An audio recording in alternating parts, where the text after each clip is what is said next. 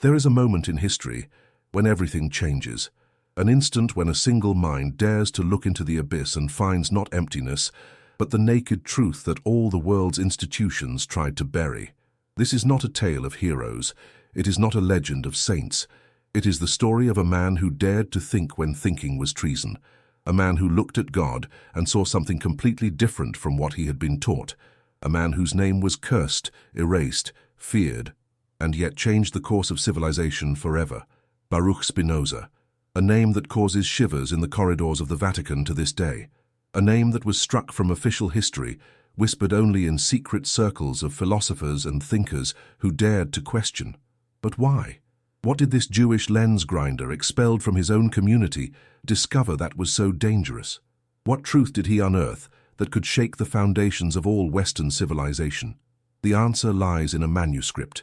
A text that should never have been written, words that should never have been thought, a revelation so profound, so absolutely devastating that those who understood it had to choose, accept the truth and live with its weight, or continue in the comfortable illusion that the Church built for centuries. You are about to enter a journey with no return.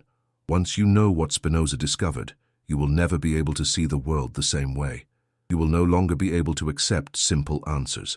You will no longer be able to close your eyes to the reality that has always been before you, hidden in plain sight.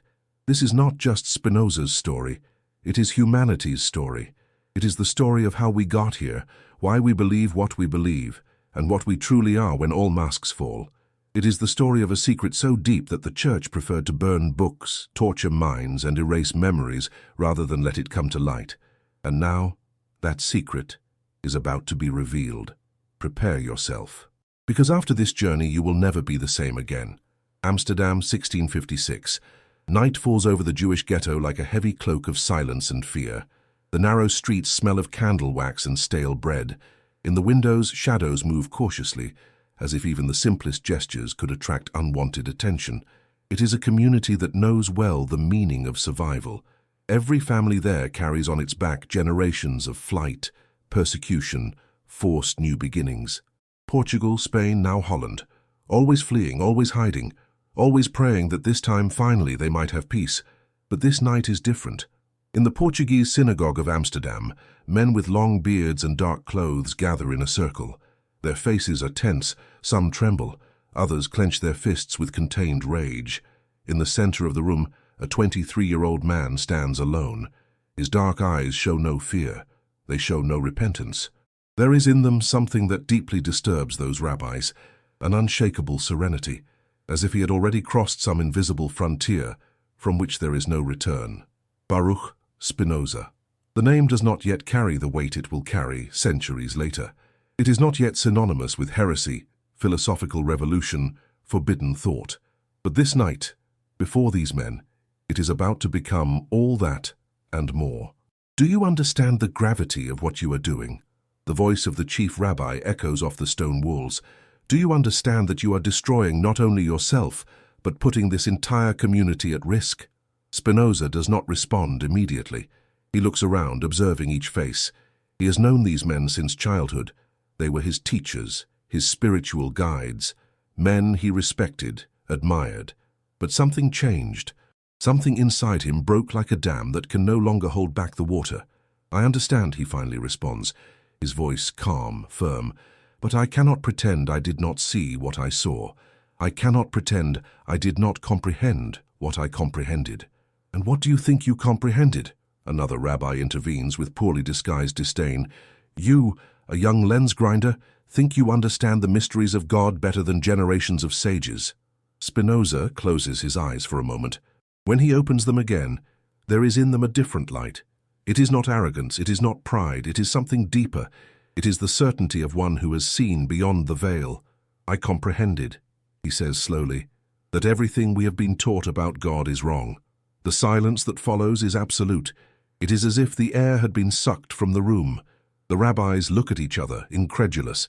Some seem about to explode in fury. Others seem genuinely horrified, as if they had just witnessed a blasphemy so great that not even words can describe it. Wrong? The chief rabbi finally manages to articulate. You dare say that Moses was wrong? That Abraham was wrong? That all the prophets, all the sages, all the sacred scriptures are wrong? Spinoza takes a deep breath. He knows that the next words will seal his fate. He knows there is no going back. But truth, once seen, cannot be ignored, no matter the price. Moses did not speak with God, he says, and each word falls like a stone in still water. The scriptures are not the revealed divine word. They are human texts written by men in specific historical contexts with specific political purposes. The room explodes. Shouts rise. Fists pound on tables. Some rabbis stand, pointing accusatory fingers. Others cover their faces with their hands, as if they cannot bear to look at the one who utters such words.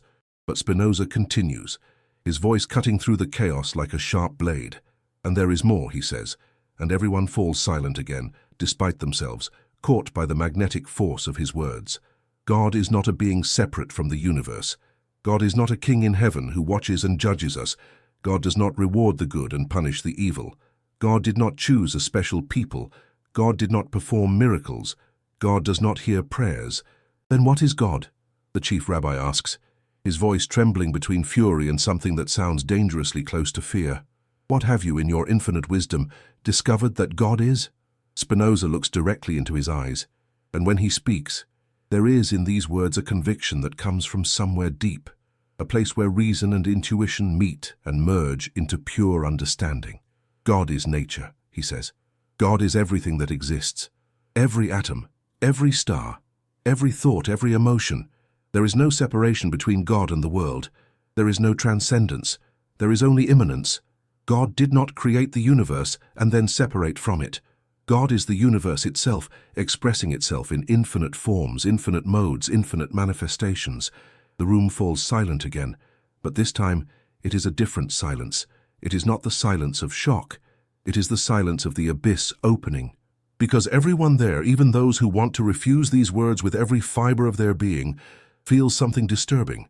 They feel there is a logic in them, a coherence, a truth that, once heard, cannot be completely ignored. You are destroying everything, the chief rabbi says, and his voice is now broken, almost a whisper. You are destroying faith. You are destroying hope. You are destroying the purpose of human existence. Spinoza shakes his head slowly. I am not destroying anything, he responds.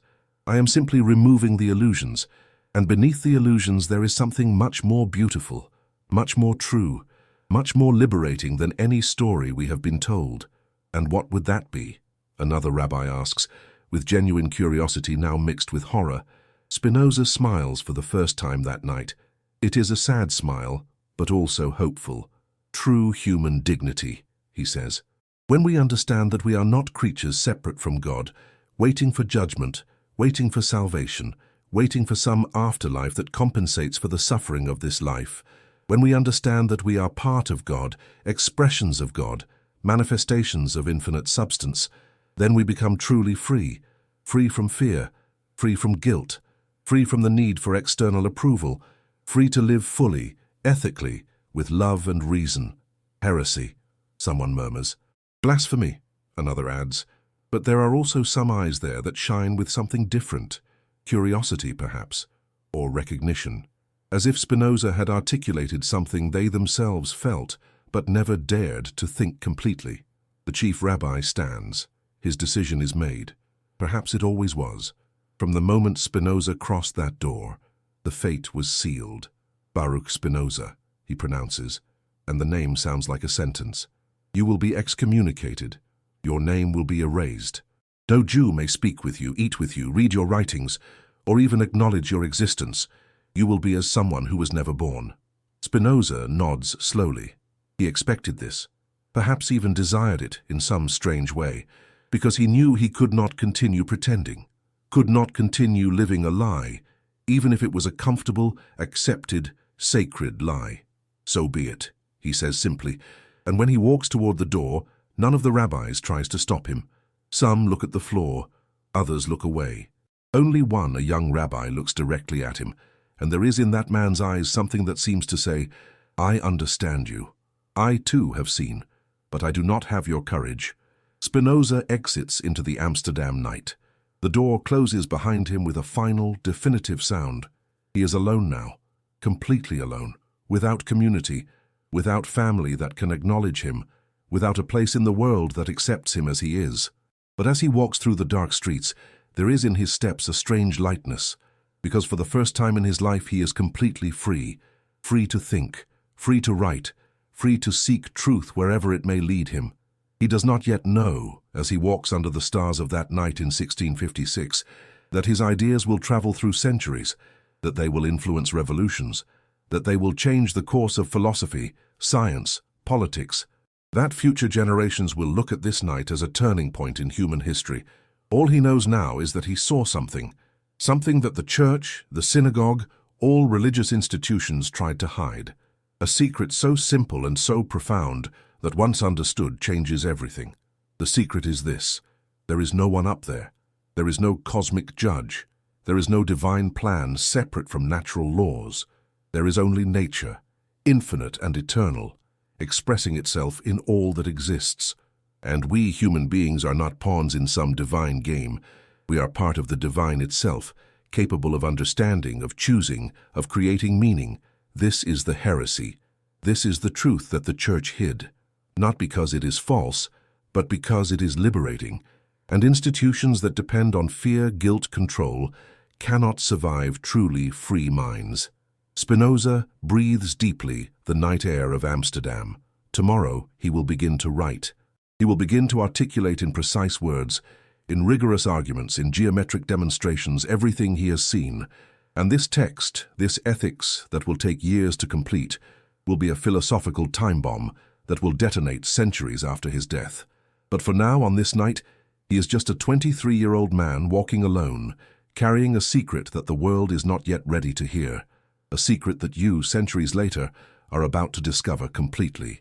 3 years have passed since that night. Amsterdam continues to be the most tolerant city in Europe, but even tolerance has limits, and Spinoza quickly learned where those limits lie. He now lives in a small rented room, far from the Jewish ghetto, supporting himself as a lens grinder. It is meticulous work requiring absolute precision. Perhaps it is appropriate. After all, what he does with ideas is exactly what he does with lenses, polishing, refining, until vision becomes crystalline. But the lenses he polishes are for telescopes and microscopes, instruments that allow seeing beyond what human eyes can reach. And that is exactly what his philosophy does. It allows seeing beyond the illusions that humanity has built about itself. On this autumn morning of 1659, Spinoza is sitting at his desk, surrounded by papers. His correspondence has grown in recent years. There are philosophers throughout Europe who have heard rumors about this young Jewish heretic who dares to question everything. Some write out of curiosity, others out of indignation. But there are those who write because they feel they have finally found someone who articulates what they themselves intuited but could not express. One letter in particular caught his attention this morning. It is from a young German scholar, someone who identifies himself only as a seeker of truth. The letter is long, full of questions, but one question in particular makes Spinoza pause. If God is nature as you claim, and if everything that happens is necessary, following from the eternal laws of nature, then what happens to free will? Are we just puppets in a cosmic theater? And if so, how can there be ethics? How can there be responsibility? Spinoza picks up his pen. He knows this response is crucial, because this is the accusation always made against his philosophy, that it destroys morality, that it makes everything permissible, that it turns humans into mere automatons. But the truth is exactly the opposite. He begins to write, and the words flow with the precision of a mathematical demonstration. Dear seeker, you ask about free will as if there were only two options. Either we are completely free, capable of choosing independently of any cause, or we are completely determined, mere robots executing a program. But this is a false dichotomy. True freedom is not in being uncaused. It is in understanding the causes that move us. He pauses, looking out the window. Outside, people walk through the streets of Amsterdam. Each one believes their choices are free. Each one believes they could have done differently. But Spinoza sees something deeper. He sees chains of causes and effects, intertwined in an infinitely complex network. He sees unconscious passions directing actions that seem rational. He sees ancestral fears shaping decisions that seem spontaneous. He continues writing, when a man acts from ignorance, believing he chooses freely, He is a slave. Slave to his passions, to his fears, to his illusions. But when a man understands the causes that move him, when he sees clearly the chain of reasons that lead him to act in a certain way, then, for the first time, he can be truly free. Not free from causes, but free through understanding of causes. It is a radical idea. So radical that most people simply cannot absorb it, because we have been taught to believe that freedom means being able to do anything, independently of any reason or cause. But Spinoza is saying something completely different. He is saying that this supposed freedom is actually the worst form of slavery. It is being tossed from side to side by forces we do not understand, believing we are in control when we are actually controlled. True freedom, he argues, comes from knowledge. When we understand why we feel what we feel, why we desire what we desire, why we act as we act, then we can begin to shape these causes. We cannot escape them because everything has a cause, but we can understand them, and in understanding, find the power to direct our life rationally.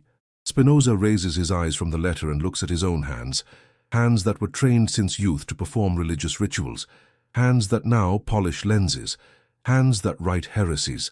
Did he choose this path, or was he led to it by a chain of causes that goes back to birth, to education, to fortuitous encounters with certain books, certain people, certain ideas? The answer, he knows, is both. He did not choose in the sense that he could have chosen differently. Every moment of his life, every thought, every decision was the necessary result of everything that came before. And yet, there is a real choice there, because he understands, because he sees. And in that vision, there is a form of freedom that transcends the simple randomness of an uncaused choice. He returns to the letter. As for ethics, my friend, it does not depend on free will as traditionally conceived. It depends on understanding. A man who truly understands the consequences of his actions, who clearly sees how everything is connected, who recognizes himself as part of an infinite whole, that man will naturally act ethically, not from fear of punishment, not from hope of reward, but because ethical action flows naturally from adequate understanding of reality. It is at this moment that there is a knock at the door. Spinoza stands, surprised. Few people know where he lives, and even fewer dare to visit him, given that excommunication makes any association with him dangerous. He opens the door and finds a middle-aged man, well-dressed, with eyes that show sharp intelligence and something more. Caution, perhaps, or fear. "Mr. Spinoza?" the man asks, looking nervously from side to side. "Yes. My name is Johannes. I was a member of the Reformed Church. I heard about your ideas through a friend. I need to speak with you, but not here. It is not safe." Spinoza studies the man for a moment. There is sincerity there, but there is also something disturbing. This man is clearly terrified. "Come in," Spinoza says finally. "Here is as safe as any place." Johannes enters quickly, closing the door behind him, as if fearing being followed. When he turns to Spinoza, his hands tremble slightly. "You need to be careful," he says without preamble. "There are people, powerful people, who are beginning to pay attention to you. Your letters are being intercepted. Your ideas are spreading. And there are those who see in this a threat." "A threat to what?" Spinoza asks calmly. "To everything," Johannes explodes. "To the church, to the state, to the very social order. Don't you understand? If your ideas spread, if people really believe there is no God separate from the world, that there is no final judgment, that there is no afterlife as reward or punishment, what would prevent chaos? What would prevent people from doing whatever they want?" Spinoza sits down slowly, indicating for Johannes to do the same.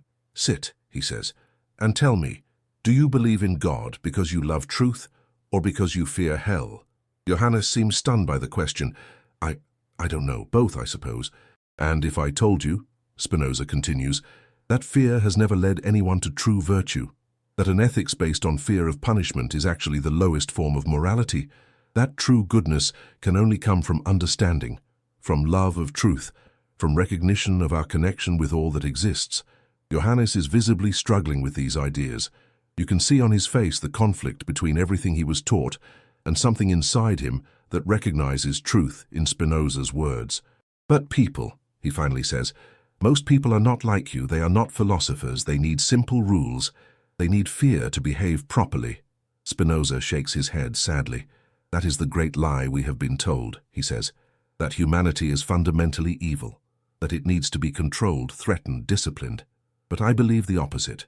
I believe that when people are freed from ignorance, when they truly understand their nature and their place in the universe, they naturally incline toward good, not because they were ordered to, but because it is the nature of a rational being to seek what is genuinely good for itself and for others. And if you are wrong, Johannes asks, and there is real desperation in his voice, what if removing the fear of God simply releases the worst of human nature? Spinoza is silent for a long moment. It is a fair question, a question he has asked himself many times during sleepless nights when doubts assail him. Then I will be wrong, he finally responds. But at least I will have lived in truth. At least I will not have wasted my life sustaining a lie, even if it were a useful lie, because I believe from the bottom of my soul that truth is always better than falsehood, always, without exception. Johannes sits there, visibly struggling with thoughts that seem to want to tear his mind in half. Finally he speaks, and his voice is almost a whisper. There is something you need to know, something few know. In the Vatican archives, there are documents, ancient documents, very ancient. Some date from the first centuries of Christianity, and in those documents there are ideas surprisingly similar to yours. Spinoza leans forward, interested. Continue. There was a tradition, Johannes continues, looking nervously at the door as if fearing being heard, a tradition that was systematically erased. Thinkers who saw God not as a separate being, but as the very essence of reality, who understood the universe as a unity, not a hierarchy, who preached that the divine was in all things, not above them. And what happened to those thinkers? They were declared heretics. Their books were burned. Their names were erased from history. Some were tortured, executed. The Church built its orthodoxy precisely through the elimination of these voices. Spinoza shows no surprise. In a way, he always knew this. He always felt that his ideas were not completely new, but rather a rediscovery of something ancient, something that humanity had already understood but was forced to forget. Why are you telling me this? He asks. Johannes hesitates, then takes from inside his coat a small manuscript, aged and clearly very old. Because I stole this, he says, his voice trembling. I stole it from a secret church archive.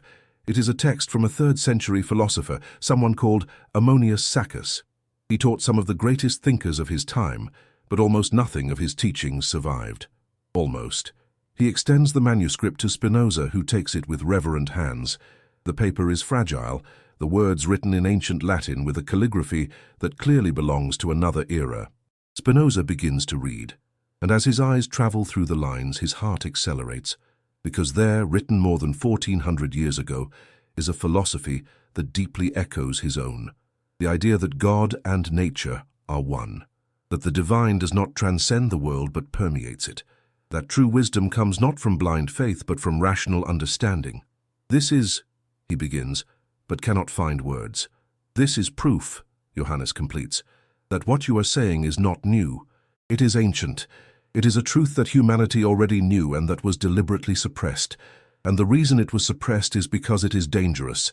Dangerous to power, to control, to all structures that depend on keeping people in ignorance. Spinoza looks at the man before him with new understanding. And you are risking your life to show me this. Why? Johannes laughs, but it is a bitter laugh, without humor. Because I spent my entire life believing in something I now realize is a lie. And if I have to live with this discovery, at least I can do something useful with it. At least I can ensure that truth is not buried again. Spinoza carefully places the manuscript on the table. You understand that if someone discovers you have this, that you came to me, I will be executed. Yes, I know. Johannes stands preparing to leave. But some secrets are too heavy to carry alone, and some truths need to be told, no matter the cost. When Johannes is about to open the door, Spinoza calls him. Wait, you said there are similar documents in the Vatican archives. How many? Johannes turns, and there is in his eyes an expression that mixes sadness and something like dark triumph. Hundreds, perhaps thousands, an entire philosophical and spiritual tradition that was systematically erased, and not just Christian texts. There are also Jewish, Islamic texts, even from older traditions, all saying essentially the same thing, that the division between God and world is an illusion, that we are part of the divine, not separate from it, that salvation comes through knowledge, not obedience. And the Church knows this? The highest levels? Yes, they know, and that is why they guard these texts so jealously, because if the world knew, if people understood that for centuries they were taught a falsified version of spirituality, a version designed to control them instead of liberating them, there would be a revolution, not just political, a revolution of consciousness. Johannes opens the door, checks that there is no one in the hallway, then looks one last time at Spinoza. "Continue your work," he says. "Write your philosophy, not because it will change the world immediately, but because it plants seeds, and seeds eventually grow." And then he is gone, disappearing into the streets of Amsterdam, leaving Spinoza alone with the ancient manuscript. Spinoza spends the rest of the day and all night studying the text. Each line confirms what he had already intuited, that his philosophy is not a radical innovation, but a recovery, that the truth about the nature of reality has already been known many times throughout human history, and that each time it emerges, powerful forces mobilize to suppress it. But why? Why is this particular truth so threatening? The answer, he realizes, as the first lights of morning begin to filter through his window, lies in what this truth does to power structures. If God is not a separate being who judges and rewards, then there is no heavenly authority that validates earthly authorities. There is no divine mandate for kings, for popes, for any human hierarchy. If we are all equally manifestations of the divine, then all hierarchies are human conventions, not sacred laws. If salvation comes through knowledge and not obedience, then priests and rabbis lose their monopoly on access to the divine. Each person becomes their own priest, their own spiritual authority. If there is no final judgment, no reward or punishment after death, then there is no way to use fear of hell or promise of paradise to control people's behavior. Ethics has to be based on reason, on understanding, on genuine love of good, not on cosmic threats and bribes. This is the true heresy. Not denying God, but redefining God in a way that eliminates all intermediaries, all authorities, all control structures that were built in the name of the divine. And now Spinoza understands why Johannes was so terrified, because what he is doing is not just academic philosophy, it is an existential threat to the entire system that governs Europe. And threatened systems react with violence. He looks at his hands again, these hands that polish lenses, that write philosophy. Soon, these hands will write something that cannot be unwritten, a text that, once released into the world, will change everything. He does not yet know that this text will be published only after his death, that even then it will be immediately banned, burned, considered the most dangerous book in Europe, that it will secretly influence generations of thinkers, revolutionaries, scientists, that it will help build the Enlightenment, modern democracy, secular science. All he knows now is that he has a responsibility, not just to himself, not just to truth, but to all those thinkers of the past who were silenced, to all those texts that were burned, to all those voices that were erased. He will be the voice that cannot be completely silenced. He will be the voice that says what needs to be said no matter the cost, and what needs to be said is this: you are free.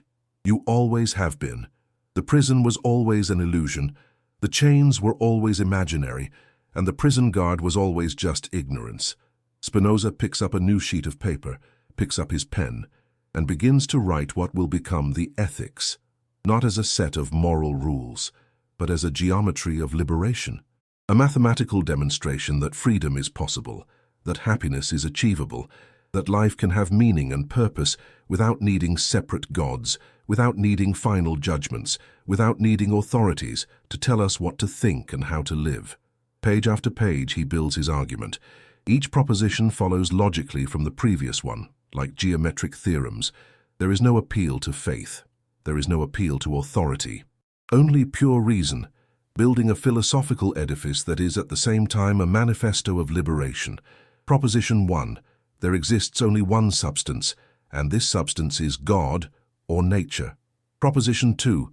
From this unique substance follow infinite attributes, infinite modes of existence. Proposition 3. Everything that exists is a modification of this unique substance, an expression of the divine. And so on, each step carefully demonstrated, each conclusion inevitably following from the premises, until a complete picture emerges. a universe where everything is sacred because everything is divine, where there is no separation between spirit and matter, where the human mind is capable of understanding the totality because it is part of it. It is a philosophy that both grounds and elevates. It grounds because it removes all consoling illusions, all fantasies of special divine protection, all promises of cosmic justice. But it elevates because it shows that we are, literally, part of God, that our mind, when it understands adequately, participates in divine thought, that our existence has infinite dignity, not because we were created by something greater, but because we are expressions of the infinite itself. 5 years have passed since that conversation with Johannes. Spinoza never saw him again. He heard rumors that he was arrested, possibly executed, but nothing confirmed. The ancient manuscript remains hidden among his belongings, a constant reminder that truth has a long and bloody history. The ethics is almost complete now. Hundreds of pages of rigorous argumentation, building step by step a completely new worldview, or rather, a very ancient worldview that is being rediscovered. But Spinoza has realized something important. The ethics, however rigorous it may be, is not enough, because most people do not think in terms of geometric propositions. Most people think in stories, examples, practical applications, and there is one story in particular that needs to be retold, a story that fundamentally shapes how the West understands itself, God, and the universe. The story of the Bible. That is why he began a new project, a treatise that will do something unprecedented, analyze the Bible not as sacred word, but as historical document, examine it with the same critical tools that would be applied to any other ancient text. The theological political treatise. Even the title is a provocation, because he is not just doing theology, he is showing how theology and politics have always been intertwined, how religious texts have always been tools of power. This rainy afternoon, he writes one of the most explosive chapters. The chapter about Moses and the supposed divine revelation on Mount Sinai. It is necessary to examine, he writes, whether Moses really spoke with God face to face, or if this is a metaphor, a way of expressing something more mundane. And when we examine the texts carefully, we find inconsistencies, contradictions, evidence of multiple authorship and later additions. He meticulously documents each problem, how the laws attributed to Moses clearly reflect different historical periods, how certain passages were obviously written centuries after the events they describe, how the very description of Moses' death appears in books supposedly written by him. The conclusion is inevitable, he continues. These texts are not the work of a single divinely inspired author.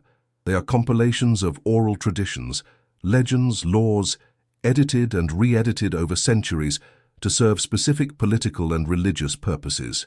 But then he goes further, much further. And even if we accepted that Moses had some extraordinary experience on Mount Sinai, we would still have to ask, how did he interpret that experience? How did he translate it into words? Through what mental categories, shaped by his culture, his language, his human limitations? This is the philosophical bomb, because Spinoza is saying that even genuine revelations, even authentic experiences of the divine, are always mediated by the human mind that receives them. They are always interpreted through specific cultural and linguistic structures. There is no pure, unmediated access to the divine. All we have are human interpretations, fallible, limited. And if this is true for Moses, it is true for all prophets, for Jesus, for Muhammad, for all those who claim to have received divine revelation. Not that they were lying, but that their experiences, however genuine, were necessarily filtered through their human minds, shaped into human words, subject to all the limitations of the human condition. Spinoza knows he is playing with fire. He knows that these words, if published, will cause a storm. But truth needs to be told. He continues writing, now addressing an even more delicate point, miracles. A miracle, he writes, is defined as something that violates the laws of nature. But this leads us to an impossible contradiction. Because if God is nature, if natural laws are expressions of divine essence, then a miracle would be God contradicting himself, God acting against his own nature. The alternative is simple. Either there are no miracles and the events thus described were misunderstood or exaggerated, or miracles are possible, which means that God is imperfect, capable of contradicting himself. I choose the first option. There are no miracles. There is only our ignorance of natural laws. What appears as a miracle to those who do not understand can be perfectly explained through natural causes by those who understand. It is a devastating position, because it removes at once the entire foundation upon which Christianity, Judaism, Islam built their truth claims. If there are no miracles, there is no literal resurrection. There is no sea parting. There is no water turning into wine. All of this becomes, at best, metaphor. At worst, fraud. But Spinoza does not stop there. He goes straight to the heart of the matter. Why were these stories created and propagated? The masses, he writes, and he knows he will be accused of elitism for this, the masses do not think in terms of rational causes. They think in terms of good and evil, reward and punishment, miracles and curses, and those who wish to control them know this. They know that stories of miracles, of divine revelations, of special choice, are powerful tools of manipulation. The prophets were, for the most part, men who understood how to speak to the people's imagination, who used metaphors, parables, dramatic stories to communicate moral or political truths, and their words were then taken literally, transformed into dogma, used to justify power and control. There is a sudden and urgent knock at the door. Spinoza stands, surprised. It is late at night. Who could it be? When he opens the door, he finds a young man he has never seen before, soaked by the rain, clearly terrified. "Mr. Spinoza," the young man gasps. I need to warn you. There are people looking for you. They say you are writing something blasphemous, something that can destroy faith. They say you need to be stopped." Spinoza pulls the young man inside, closes the door. "Who are these people? And how do you know this?"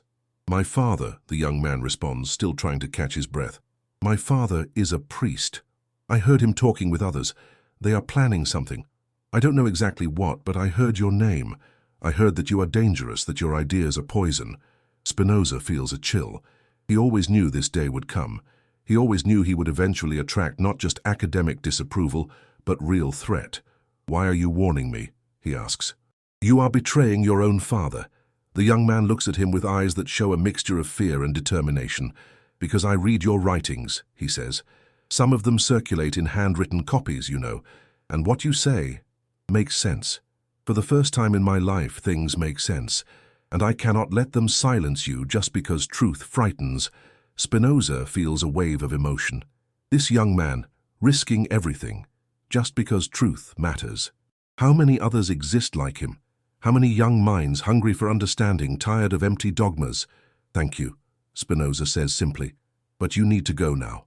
If they discover you came here, I know." The young man turns to leave, but then hesitates. "Mr. Spinoza, is it true? What they say you write, that God does not exist?" Spinoza shakes his head. "No, God exists. God is everything that exists. But it is not the God your father preaches. It is not a heavenly king who distributes rewards and punishments. It is reality itself, infinite, eternal, perfectly necessary. And you, young man, you are part of that, part of God." The young man is silent for a long moment, processing this. Then he smiles, a smile of relief and recognition. "I always felt it was something like that," he says softly, "but I never dared to think it completely." And then he's gone, back into the rainy night, leaving Spinoza alone again. But Spinoza is not really alone, because now he knows there are others. There are minds that resonate with these ideas. There are people ready to think differently, to question, to seek truth wherever it may lead. He returns to his desk, to his manuscript. Now he writes with renewed urgency, because he knows that time may be running out, that forces are mobilizing against him, that this text needs to be completed, needs to be preserved somehow, before it is too late. He now arrives at the most delicate part of all, the analysis of the New Testament, of the figure of Jesus.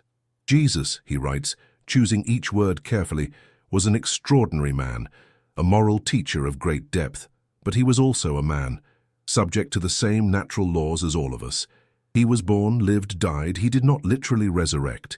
This story is a metaphor, a way of expressing that his ideas, his teaching, his essence continued alive.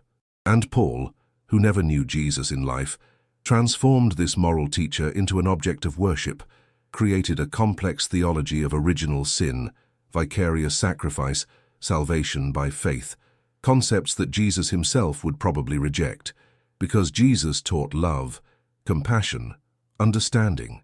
Paul taught dogma, hierarchy, obedience. It is the most radical critique of Christianity ever written up to that moment. Spinoza is not just questioning theological interpretations. He is questioning the very historical foundation of Christian faith, and then he goes even deeper. He asks the question that no one dared to ask so directly. Why do we need salvation? From what are we being saved? If there is no original sin, if there is no fall, if our nature is not fundamentally corrupted but simply ignorant, then we do not need a savior. We need education. We need understanding. We need reason that illuminates our ignorance. It is a complete inversion of the Christian narrative. We are not sinners needing redemption. We are ignorant people needing enlightenment. We do not need divine grace. We need rational knowledge, and this knowledge does not come from external authorities. It comes from our own capacity to reason, to observe, to understand. Each person has within themselves the power to reach truth, not through blind faith, but through proper use of reason. Spinoza stops writing. He looks at the pages before him. He knows he is looking at something that will change the world, perhaps not immediately, but eventually, because once these ideas are released, they cannot be completely suppressed. They can be banned, burned, condemned, but they will survive, in secret copies, in minds that absorb them, in future movements that will build on this foundation. The Enlightenment, the scientific revolution, liberal democracy, separation between church and state, universal human rights, freedom of conscience. All of this, in some way, will have roots in these pages he is writing now, but he does not know this yet. All he knows is that truth needs to be told, and he is the voice that will tell it. The manuscript of the theological political treatise is complete. Spinoza holds it in his hands, feeling its physical weight, but even more the weight of what it contains. He knows that publishing it will be dangerous, but he also knows that not publishing it would be a betrayal of everything he believes in. He decides on an intermediate solution, anonymous publication, without his name, without references that can trace him directly. He will let the ideas speak for themselves. In 1670, the book appears in selected bookstores in Holland, without an author, without an identifiable publisher. It simply emerges like a ghostly apparition in the European intellectual world. The reaction is immediate and explosive. Catholic theologians denounce it as the book forged in hell by the devil himself. Protestants agree, in a rare moment of unity between divided Christian factions. Orthodox Jews see it as confirmation that Spinoza's excommunication was justified. Even secular thinkers, those who consider themselves free thinkers, are disturbed by the radicality of the propositions, because Spinoza did not do what most religious critics do. He did not attack just some dogmas while preserving others. He did not offer a reformed version of religion. He went to the root. He questioned the very foundation upon which all organized religion is built, the claim of special divine revelation. In Paris, a group of philosophers meets secretly to discuss the book. Among them is a young man named Leibniz, who years later will be one of the greatest philosophers in Europe. He is fascinated and horrified at the same time. The author, Leibniz says, and everyone knows he knows who the author is, has built a philosophical system of impressive rigor. But the conclusions are unacceptable. If we accept that the Bible is just human literature, that miracles did not happen, that there is no special divine revelation, then on what do we build morality? On what do we build society? Another philosopher, older, responds, perhaps that is precisely the question.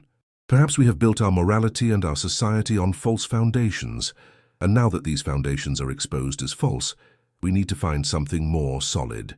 And what would be more solid than the Word of God? Leibniz asks. Human reason, the older philosopher responds. Observation of nature, understanding how things really are, not how we imagine or wish them to be. In London, the Royal Society is in uproar. Scientists who spent years trying to reconcile their discoveries with biblical doctrine now have before them a radical alternative. Simply abandon the need for reconciliation. Treat the Bible as ancient literature, interesting but not authoritative, and follow the evidence wherever it leads. Isaac Newton, who devoted more time to theology than to physics, reads the treatise with growing discomfort, because he sees in it the reflection of his own secret doubts. Doubts he never dared to fully articulate even to himself. Doubts about the Trinity, about miracles, about revelation. But Newton, unlike Spinoza, chooses the path of caution. He will keep his theological doubts private. He will publish his revolutionary physics, but package everything in language that does not offend religious sensibility. God will still be the creator of the universe, the divine architect who established the laws that Newton is discovering. Spinoza did not have this caution. Or perhaps he simply could not live with the contradiction of thinking one thing and saying another. Back in Amsterdam, Spinoza receives visitors, many visitors. Some come out of curiosity, others out of indignation, but there are those who come because they finally found someone who articulates what they felt but could not express. One of these visitors is a young philosophy professor, dismissed from his university for suspicions of heretical inclinations. He finds Spinoza on a sunny afternoon, in the small garden behind the house where Spinoza now lives. "Mr. Spinoza," the young professor says, "I lost everything. My position, my reputation, my future. All because I suggested in a class that perhaps we should read the Bible critically, as we would read any other ancient text. And when they pressed me, when they asked me if I believed that Moses really spoke with God, I could not lie." Spinoza looks at him with compassion. "And now?" he asks. "Now I don't know what to do. I don't know how to live in a world where truth is punished and lies are rewarded." Spinoza sits on a bench, indicating for the young man to do the same. "Truth," he says slowly, "has always had a price. In all ages, those who told it paid for it. Socrates drank hemlock. Jesus was crucified. Countless others were burned, stoned, banished, not because they were evil, but because truth threatens established structures. So we should simply accept suffering, accept persecution." "No," Spinoza responds, "we should understand it, and in understanding, find freedom. Because when we understand that persecution does not come from some cosmic evil, but simply from human beings defending their interests and their illusions, then we do not need to feel cursed or victimized. We are simply those who have seen something that others have not yet seen." The young professor reflects on this. "And is that enough? This understanding?" Spinoza smiles. "You will have to discover for yourself, but I can tell you that for me, yes, it is enough. More than enough. Because the alternative would be to live in a lie, and I prefer to be poor and free than rich and chained." They remain in silence for a moment, watching the garden flowers sway gently in the breeze. "There is something else," the young professor finally says.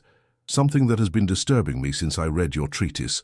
You say there is no divine judgment, no afterlife as reward or punishment, but then, where is justice?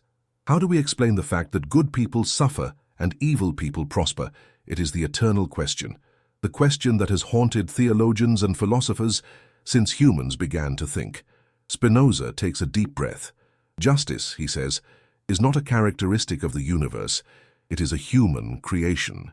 We desire justice, so we project this desire onto the cosmos, imagining there must be some force that ensures good are rewarded and evil punished. But the universe does not work that way. The universe simply is. Things happen according to necessary laws, without regard for our notions of just and unjust." "Is that not despairing?" the young man asks. "Only if you are trapped in the expectation that the universe should be different from what it is. But if you accept reality as it is, then you can begin to create justice, not waiting for it from heaven, but building it here through human actions, social structures, ethical choices. But without the threat of hell, without the promise of paradise, why would people be just?" Spinoza shakes his head. "That question reveals exactly the problem with religious morality. It assumes that human beings are fundamentally selfish, that they only do good out of fear or hope of reward. But I believe that is false.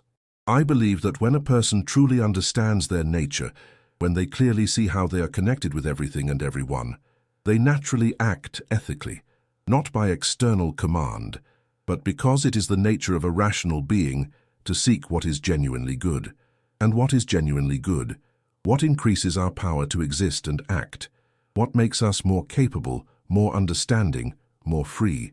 And this, inevitably, involves cooperation with others, because we are social beings.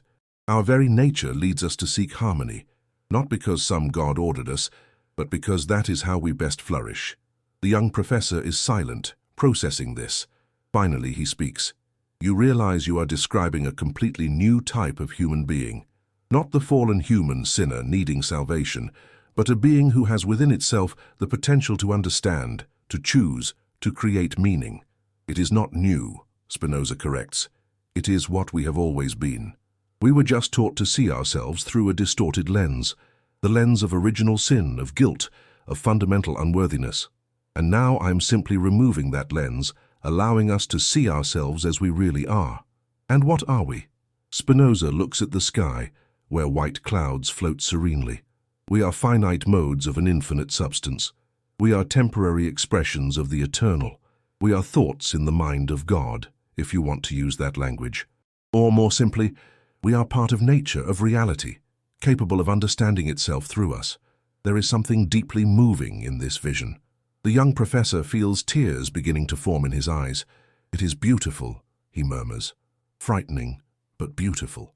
Yes, Spinoza agrees. Truth usually is. Years pass. The theological political treatise, despite being officially banned throughout most of Europe, circulates in clandestine copies. People risk imprisonment to read it, to copy it, to pass it along, because there is something in it that resonates deeply with those who are tired of accepting ready-made answers, who want to think for themselves. Spinoza continues working on the ethics, the great project of his life, a geometric demonstration of the nature of reality, of the human mind, of emotions, of the path to true happiness. But his health is deteriorating. Years of inhaling glass dust while polishing lenses have taken their toll. His lungs are weak. He coughs frequently. He knows he does not have much time. It is 1677. Spinoza is 44 years old, but looks much older. His body is frail, but his mind remains sharp as ever, perhaps sharper still with the urgency that comes from knowing the end is near. He is in his bed now, surrounded by a few close friends. The ethics is complete, but he decided not to publish it in his lifetime. He knows it will cause much more scandal than the treatise. He instructed his friends to publish it after his death, anonymously, just like the treatise. A doctor is present, but both know there is nothing to be done.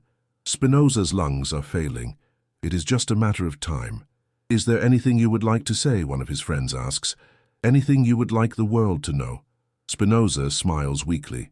I have said everything I had to say. It is in the books. If people want to understand, they will understand. If they do not want to, no final words will change that. Are you not afraid? Another friend asks. Of what comes after? Spinoza slowly shakes his head.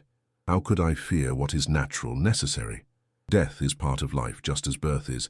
There is nothing to fear, just acceptance. But what if you are wrong? The doctor asks, and there is genuine curiosity in his voice. What if there is judgment? What if God, the traditional God, exists after all? Spinoza closes his eyes for a moment. When he opens them, there is in them a deep peace. If I am wrong, he says, if there is a God who judges, who punishes heresies, then I would say to that God, you gave me reason. You gave me the capacity to think, to question, to seek truth, and I used these gifts the best way I could. If this is heresy in your eyes, then your eyes see strangely. There is a reverent silence in the room, because everyone there, even those who do not completely agree with Spinoza, recognizes the absolute integrity of the man before them, a man who lived completely according to his principles, who never compromised, who chose truth over comfort. Will you publish the ethics? Spinoza asks, and his voice is now weaker. Yes, his friends are sure, exactly as you instructed. Good, he breathes with difficulty, because there is everything, the whole secret, the whole truth that humanity needs to know. And what is this secret? The doctor asks. Could you summarize for those of us who perhaps do not fully understand the complex philosophy? Spinoza thinks for a long moment. Then he speaks, and his words are clear despite physical weakness. The secret is that you are already free. You always have been. The prison was always an illusion. God is not up there judging you. God is here, being you, being everything. And when you fully understand this, when you really see that you are an expression of the divine, not separate from it, then you no longer need salvation. You are already saved. You are already home. You always have been. But the churches, someone begins. The churches, Spinoza gently interrupts. built empires on the idea that you need them, that without them, without their rituals, their doctrines, their priests, you are lost. But the truth is the opposite. You were never lost. You always had within yourself everything you need to understand, to live ethically, to find peace. One of the friends approaches, holding Spinoza's hand. "And love?" he asks. "You speak so much of reason, of understanding. But what about love?" Spinoza's eyes shine with a soft light. "Love," he says, "is the deepest understanding. When you truly understand something, someone, you naturally love, because to see clearly is to love. Reason does not oppose love. Reason is the path to true love. Not the love that depends on illusions, on expectations, on neurotic needs, but the love that comes from seeing the other as they really are, as part of the same infinite substance that you are." His breathing is becoming more labored now. Everyone in the room realizes the end is near. "There is so much we still do not understand," another friend says, with sadness in his voice. "So much you could teach us." "No," Spinoza responds, his voice now a whisper. "You already know everything. You just need to recognize it. Everything is before you. Nature is an open book. Read it, not with the eyes of superstition, but with the eyes of reason. And you will find more wonders than any sacred text ever promised." He coughs, and it is a painful cough. When it passes, he continues, "Humanity is on the threshold of something new. You do not see it yet, but it is happening. The old certainties are crumbling. The old authorities are being questioned, and in the void they leave. Human reason will flourish. Science will reveal nature. Philosophy will illuminate the mind. And one day, perhaps not so distant, people will look back and wonder how it was possible that we believed in such fantasies for so long." "Are you so certain?" the doctor asks. "Could it not be that humanity will always need its illusions, that truth is too heavy to carry?" Spinoza smiles, and it is a sad but hopeful smile. "Some will always prefer comfortable illusions to uncomfortable truths. But there will always be those who choose differently, those who prefer to see even when seeing hurts, and those few will change the world, slowly, but inevitably." His breathing is now very shallow. Everyone realizes these are the final moments. "Baruch," a friend says, using his birth name for the first time in years. "Do you have any regrets? Anything you would have done differently?" Spinoza closes his eyes. For a long moment, there is only the sound of his difficult breathing.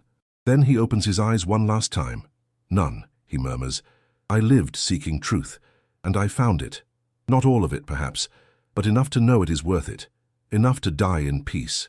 And then, on the afternoon of February 21st, 1677, Baruch de Spinoza stops breathing. The friends around his bed remain in silence. There is no dramatic crying. There are no lamentations. There is only a deep quietness, because everyone there feels they did not witness a tragedy, but a completeness.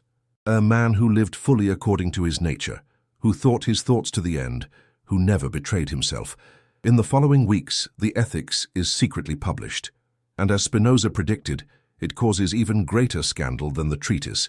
It is immediately banned throughout most of Europe, placed on the index of forbidden books by the Vatican, denounced from Protestant pulpits, declared the most dangerous of all heresies. But copies circulate in private libraries, among intellectual circles, passing from hand to hand like a precious secret, and slowly, very slowly, the ideas begin to germinate. A young Frenchman named Voltaire secretly reads the Ethics and feels his worldview expand. Years later, he will use these ideas to criticize the Church, to defend tolerance, to promote reason. A German named Kant struggles with Spinoza's propositions, trying to refute them, but in the process develops his own philosophy that owes much to what he is trying to refute. A Dutchman named Van den Enden, who was Spinoza's teacher, uses these ideas to develop radical political theories about democracy and equality. And so, decade after decade, century after century, the influence spreads, not always recognized, often denied by those who were influenced but dare not admit it, but undeniable, because Spinoza planted seeds, seeds of doubt about religious authorities, seeds of confidence in human reason, seeds of the idea that we can understand the universe without needing divine revelation, seeds of human dignity that does not depend on heavenly approval. And these seeds, once planted, are impossible to completely uproot. But there is something more, something that Spinoza's friends find among his papers after his death, an unfinished manuscript, something he was writing in the last months of life but did not complete. It is a short, fragmentary text, but the title is intriguing, On the Secret Hidden in Nature. They read with growing surprise, because there Spinoza is trying to articulate something that goes beyond even the ethics, something about the very structure of reality that he intuited but did not have time to fully develop. There is, the fragment begins, a truth that humanity has intuited at various moments in its history, but always lost again. It is the truth that the separation between subject and object, between mind and world, between I and other, is a useful but fundamentally false illusion. When we look deeply into the nature of consciousness, we realize there is no separate I that observes the world. There is only the observing. There is no thinker separate from thoughts. There is only the thinking. And this thinking, this observing, is the universe itself knowing itself through us. This means, the text continues, that when you truly understand something, it is not you as a separate entity understanding an external object. It is reality understanding itself. It is God, if we want to use that term, knowing himself through the instrument of your mind. The friends look at each other.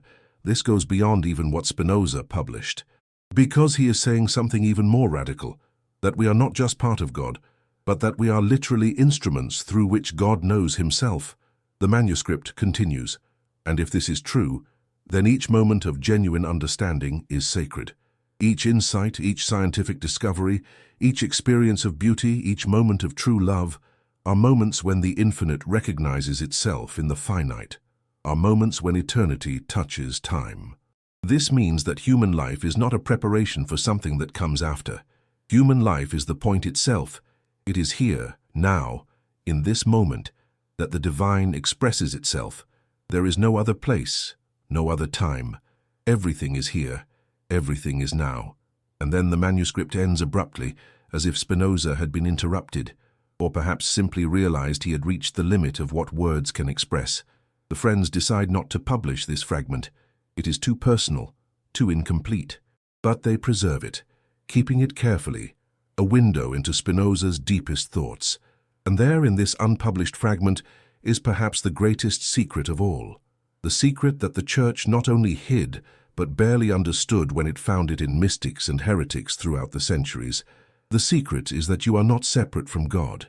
You are how God feels, knows, expresses himself in this particular moment, in this particular body, in this particular life.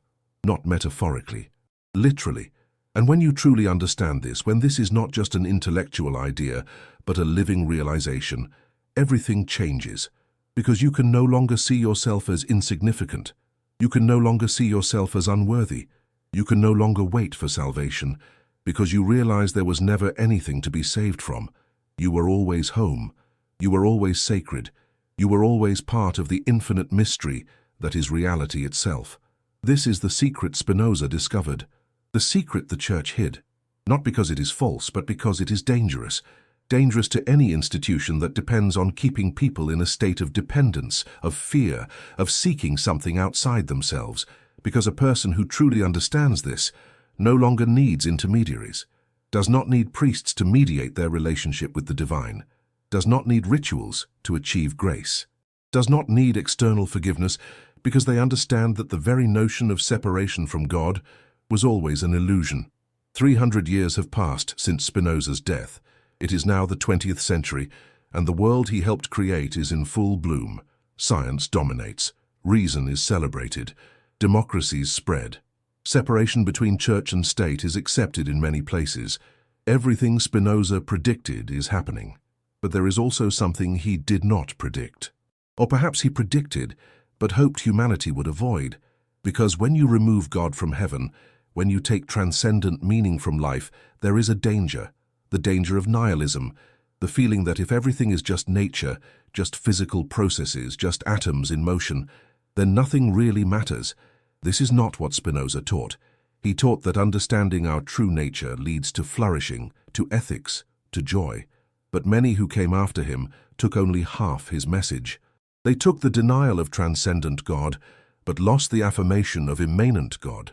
They took the critique of religion, but lost the deep spirituality that replaced it. In a cafe in Vienna, 1920, two philosophers discuss exactly this. Spinoza destroyed religion, one of them says, but what did he put in its place? A cold, geometric philosophy without heart. The other shakes his head. You did not understand Spinoza. He destroyed nothing. He just removed the illusions. And beneath the illusions, he showed something much richer, much truer.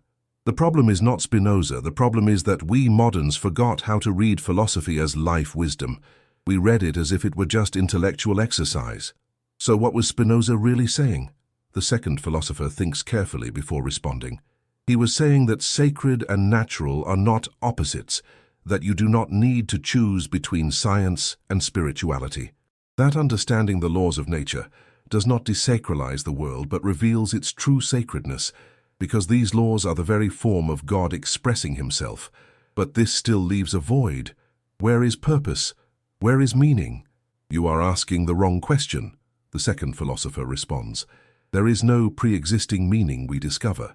There is the meaning we create through how we live, how we understand, how we relate. Spinoza freed us from the burden of having to find cosmic purpose. He freed us to create our own purpose. It is at this moment that a young physicist enters the cafe. Albert Einstein, already famous for his theory of relativity, still struggling with the philosophical implications of his discoveries. The two philosophers recognize him and invite him to join them. We were discussing Spinoza, one of them says. Einstein smiles. It is a smile of immediate recognition. Spinoza, he says, sitting down, is the only philosopher with whom I feel completely in tune. His God is my God, not a God who concerns himself with individual human destinies, but God as the rational order of the universe, the mathematical structure that underlies all existence. But you are a scientist, one of the philosophers says. How can you speak of God? Because science, well understood, Einstein responds, leads to wonder. The more we understand the universe, the more wondrous its order becomes, its beauty, its precision.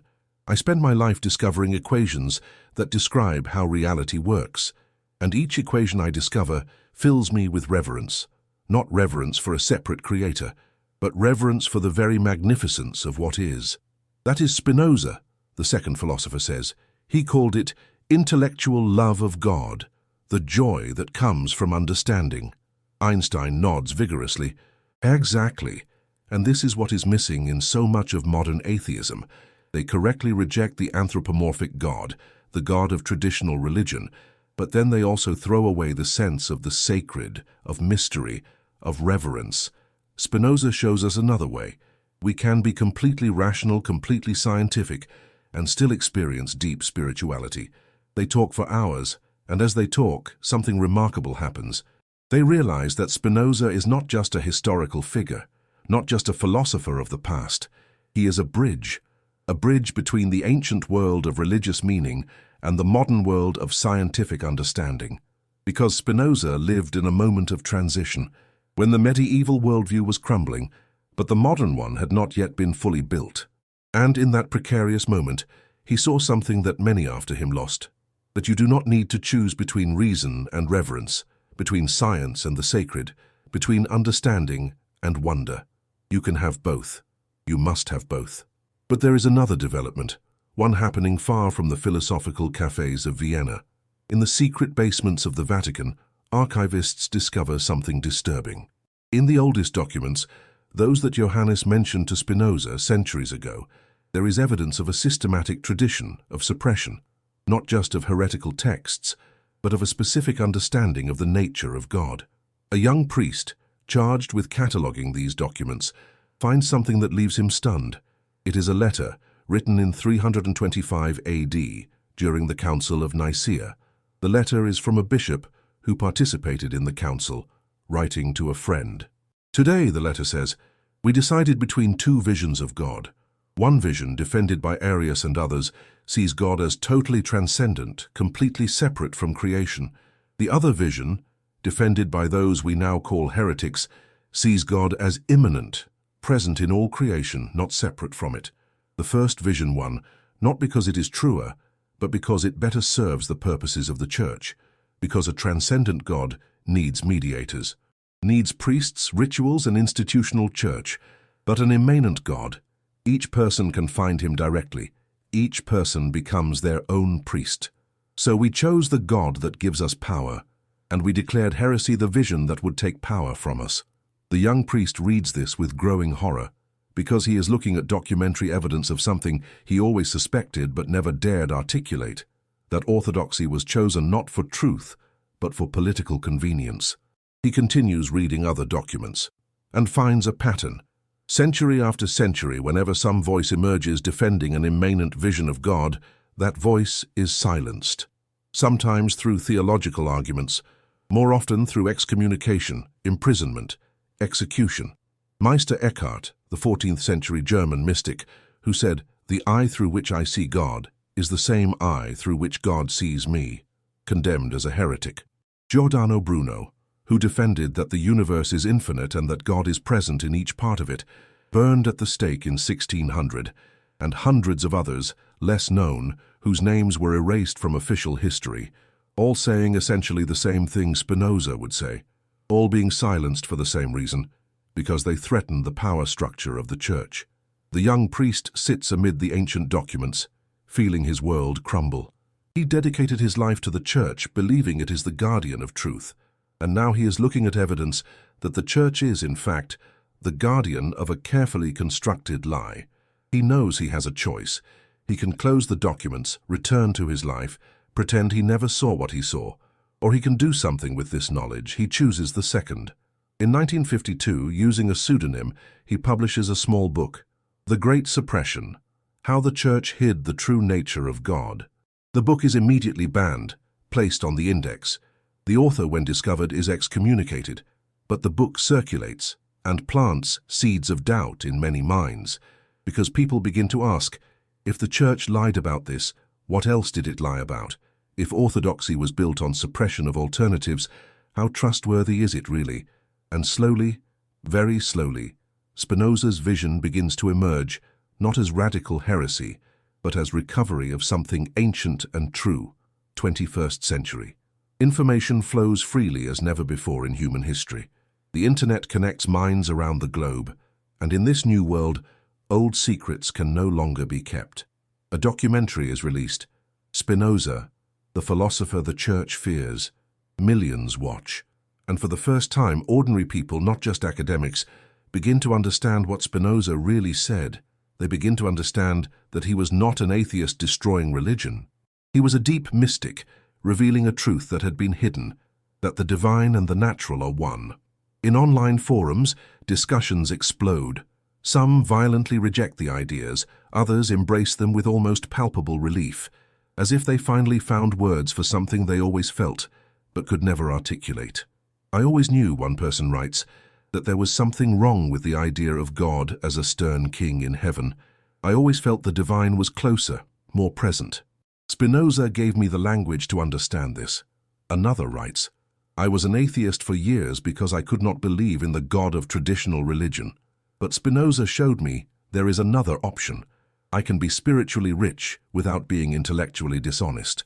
But there is also resistance. Conservative theologians write articles denouncing the dangerous resurgence of Spinozism. They argue that without a personal God, morality collapses, meaning disappears, society disintegrates. But then something unexpected happens. Scientists begin to speak publicly about Spinoza, not as historical curiosity, but as living philosophy. A famous neuroscientist publishes a book, The Spinozist Brain. In it, he argues that modern discoveries about neuroscience confirm Spinoza's vision. There is no separate I controlling body and mind. There are only integrated processes, mind and body, as aspects of a single reality. A quantum physicist writes an article, Spinoza and Quantum Mechanics.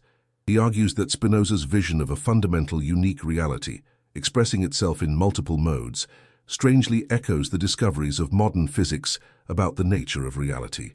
An ecologist uses Spinoza to articulate a new environmental ethics. If we are part of nature, not separate from it, then destroying nature is destroying ourselves, not just by practical consequences, but for a deeper reason. because we are literally a continuation of the same reality. And so 350 years after his death, Spinoza is having his moment. Not as a figure of the past, but as a thinker whose ideas are urgently relevant to the present, because the modern world is struggling with exactly the questions Spinoza addressed. How to live meaningfully without traditional religious certainties, how to be ethical without divine commandments, how to find purpose in a universe governed by natural laws, how to experience the sacred in a scientific age. Spinoza offers answers, not easy answers, not answers that allow avoiding the difficult work of thinking, but answers that work, that resonate, that illuminate. In a small town in Holland, not far from where Spinoza lived, a group of people meets weekly to study the ethics. They are not academics. They are ordinary people. A teacher, a nurse, an engineer, an artist, a retiree. They read together, discuss, try to apply the ideas to their lives. The part that impacts me most, the nurse says, is when Spinoza talks about emotions, how they are not flaws or weaknesses but part of our nature, and that freedom comes not from suppressing them, but from understanding them. Yes, the teacher agrees. He says that when we understand why we feel what we feel, when we see the clear causes of our emotions, they lose power over us, not because we repress them, but because we integrate them into understanding. The artist intervenes. For me, the most liberating part is when he says we are not sinners needing salvation. We are simply finite beings trying to understand and navigate our existence. And in that, there is dignity, not shame. The engineer, who was raised in a strict religious family, speaks with visible emotion. For years I carried guilt. Guilt for doubts, for questions, for not being able to believe completely. And Spinoza freed me from that, because he shows that questioning is not sin. It is our nature. It is how we participate in divine thought. The retiree, the oldest of the group, smiles. You know what Spinoza gave me? Peace with death. All my life I feared death. I was taught about judgment, about hell, about eternal punishment, but Spinoza shows that death is simply natural. There is nothing to fear, because we were never really separate from the whole. We simply return to the non-individualized form of infinite substance. They continue talking late into the night, and there is in their voices something that would be recognizable to Spinoza if he could hear them. It is the joy of understanding, what he called beatitude, not emotional ecstasy, but the deep, serene joy that comes from seeing clearly. This is Spinoza's final vindication, not against the church because he never sought revenge, but the validation of his philosophical wager, the wager that truth, when finally allowed to speak freely, will find those who need to hear it. But the secret goes even deeper, because there is something that even those who study Spinoza carefully often miss. Spinoza was not just doing academic philosophy. He was offering a spiritual path, a path that does not require faith in doctrines, that does not require submission to authorities, that does not require rituals or belonging to institutions, a path that requires only two things, honest thought and courage to follow truth wherever it may lead. This is the true secret the church hid, not just that God and nature are one, but that you, exactly as you are, have everything you need to find liberation, happiness, meaning. You do not need to wait for salvation from outside. You do not need to be different from what you are. You do not need to conform to standards established by others. You need only to understand your own nature, understand how your emotions work, understand how you relate to the whole. And in that understanding find freedom. Not freedom to do anything, but freedom to be fully what you are, to express your nature in the most complete, most harmonious way possible. This is humanity's secret that Spinoza discovered. It is simple. So simple it is easily lost. So profound it transforms everything when truly understood.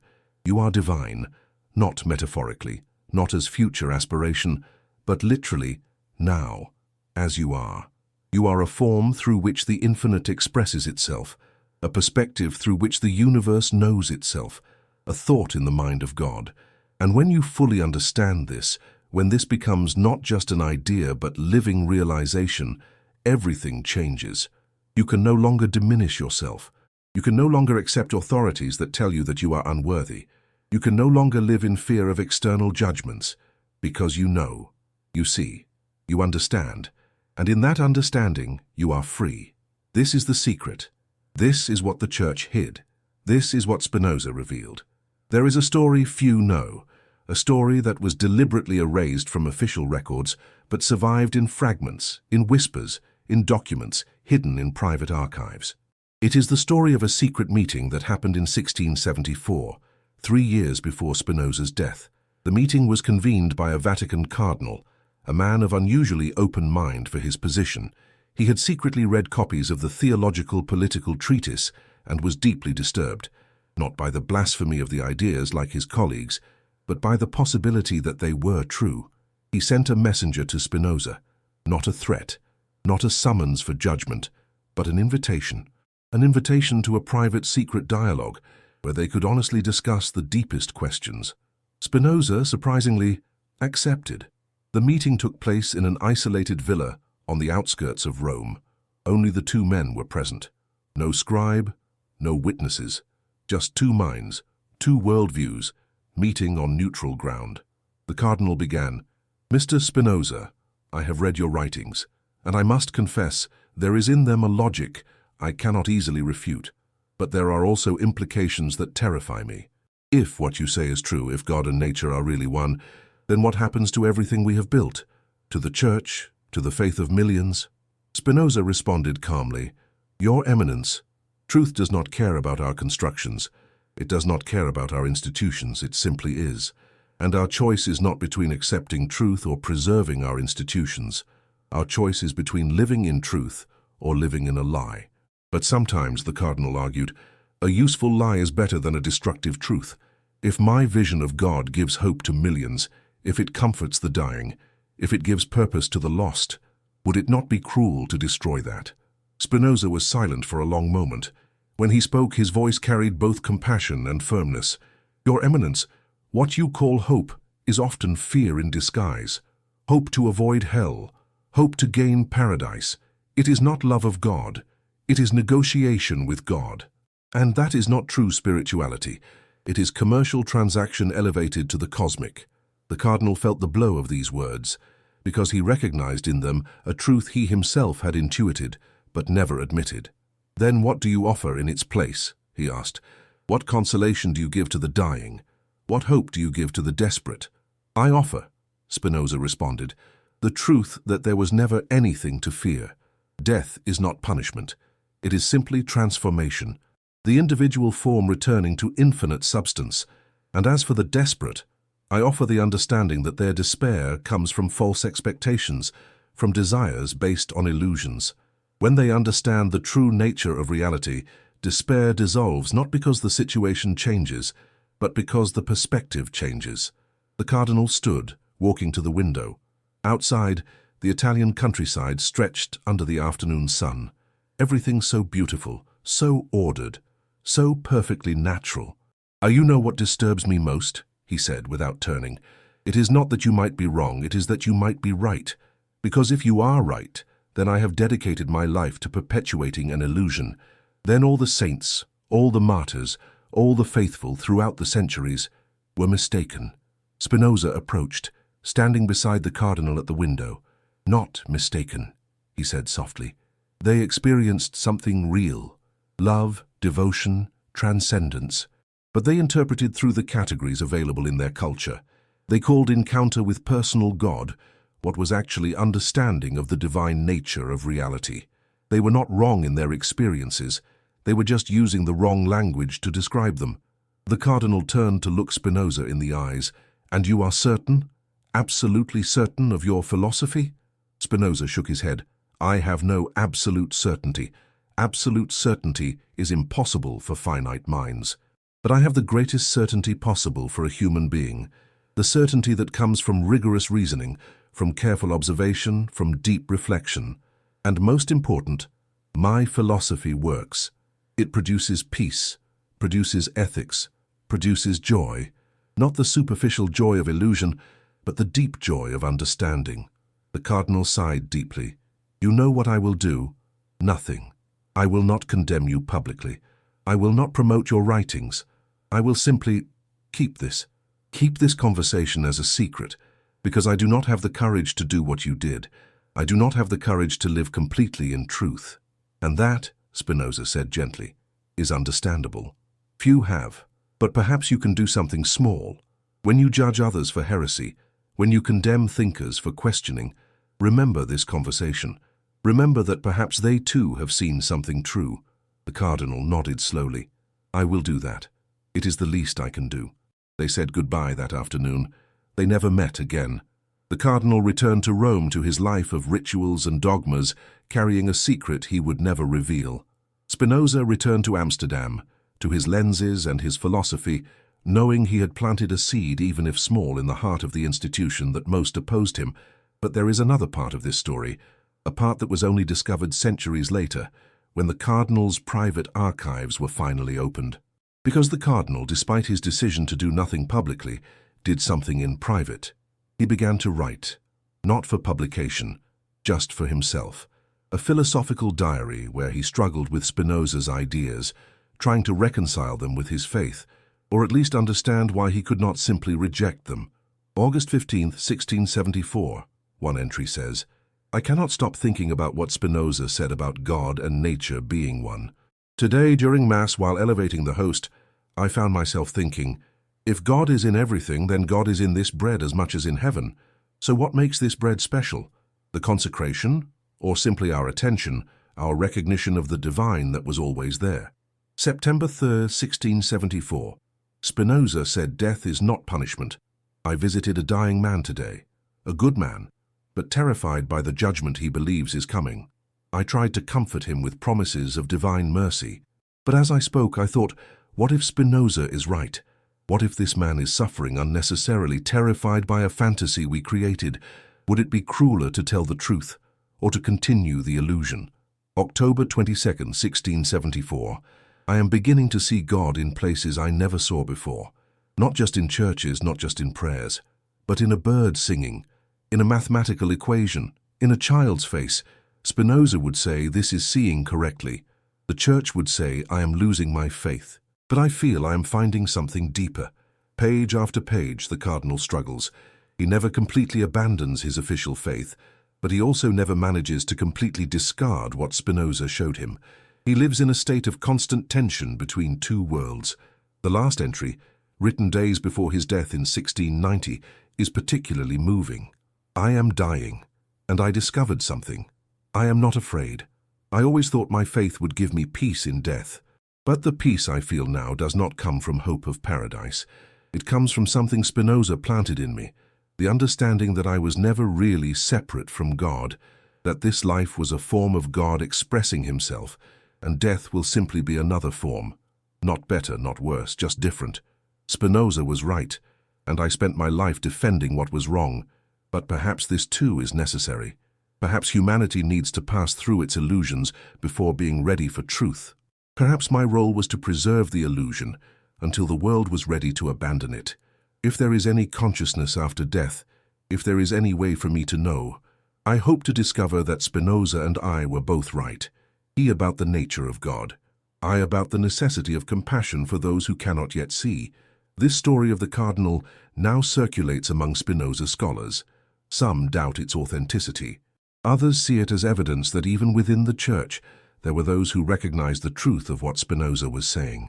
But what is indisputable is that it illustrates something important. Spinoza's philosophy was not just destruction, it was also construction.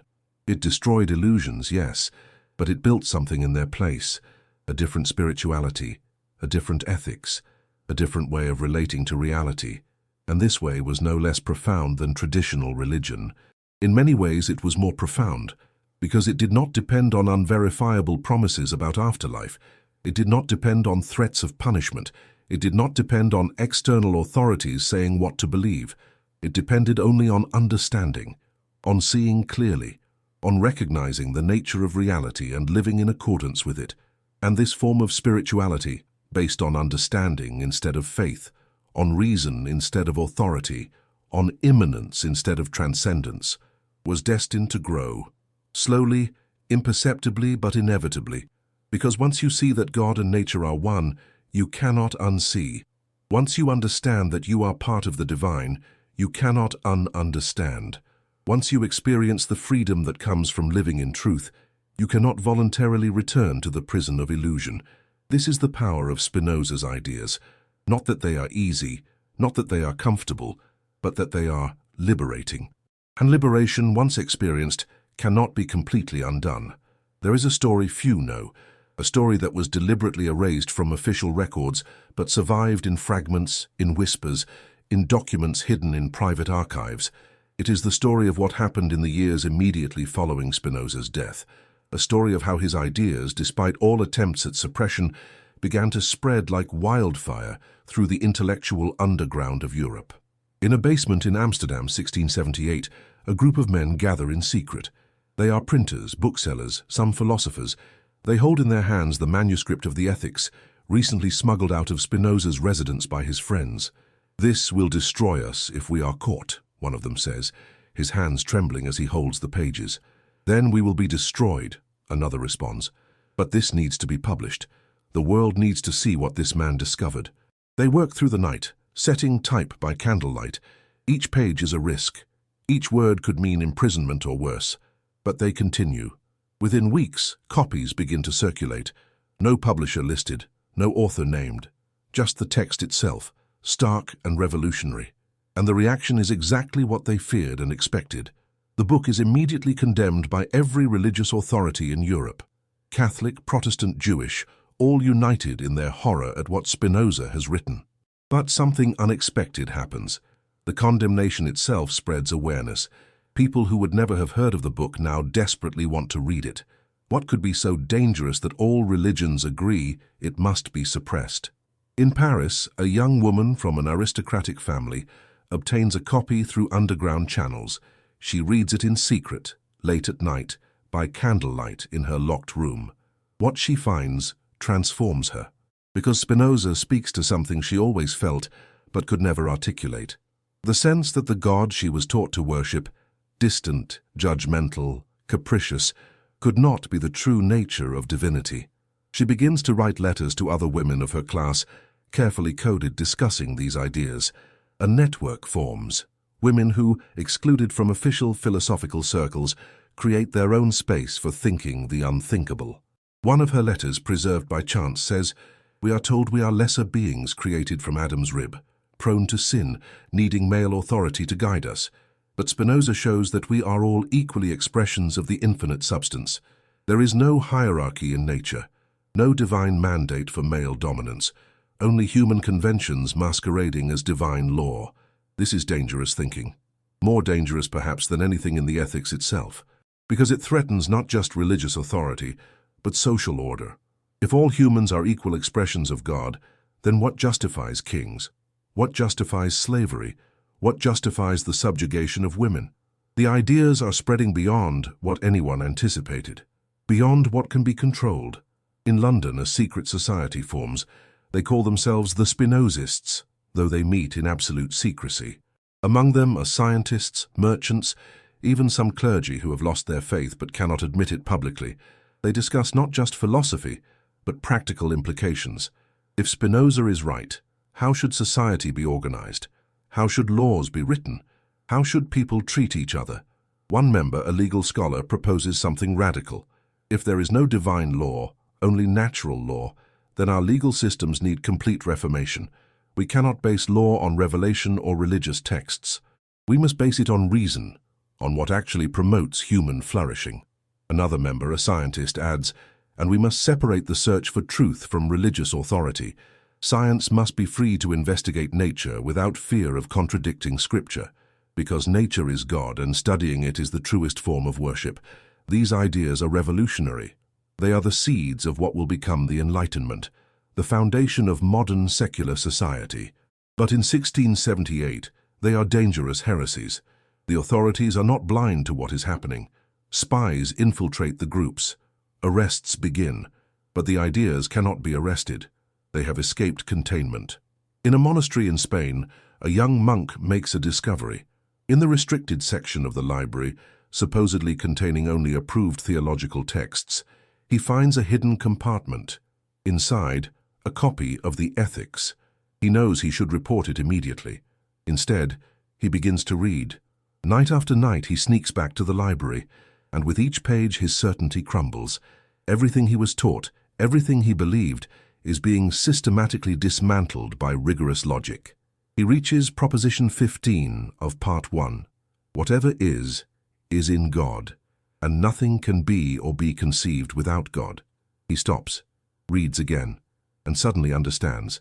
If this is true, then he is reading these words as God, thinking these thoughts as God, doubting his faith as God.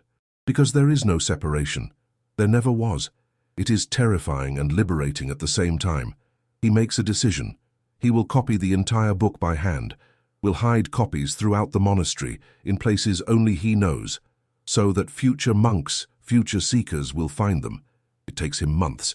His hand cramps. His eyes strain in the dim light, but he continues. When he is finished, he has created 7 complete copies. He hides them.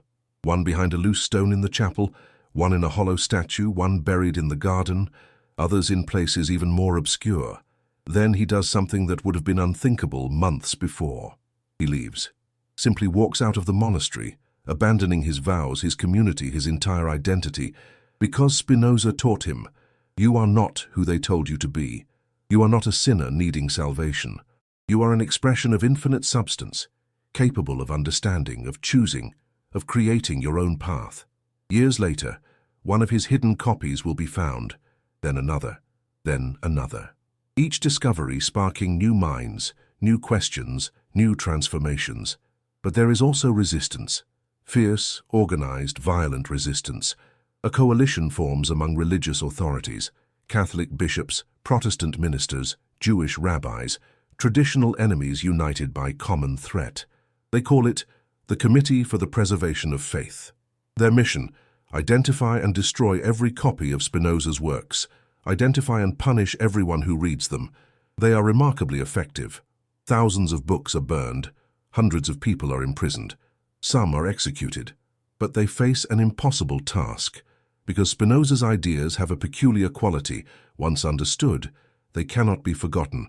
You can burn books, but you cannot burn thoughts. You can imprison bodies, but you cannot imprison minds that have seen truth. A secret code develops among Spinoza's readers. Certain phrases, certain gestures that allow them to recognize each other without revealing themselves to authorities. They meet in taverns, in private homes, in forests outside cities. They discuss, debate, try to live according to what they have learned.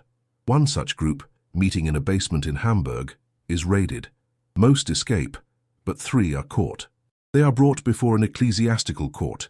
The chief inquisitor demands they renounce Spinoza's heresies. The first prisoner, a young merchant, refuses. I cannot unsee what I have seen, he says. I cannot unknow what I know. You can kill my body, but the truth will remain true. The second prisoner, an elderly woman, speaks. You ask me to say that God is separate from nature, that we need priests to reach him, that there is hell for those who disobey. But I have read Spinoza, and I know these are lies. Useful lies perhaps for controlling people, but lies nonetheless. The third prisoner says nothing, simply smiles. A smile of such profound peace that it disturbs the inquisitors more than any words could. They are all executed, but their deaths accomplish the opposite of what the authorities intended.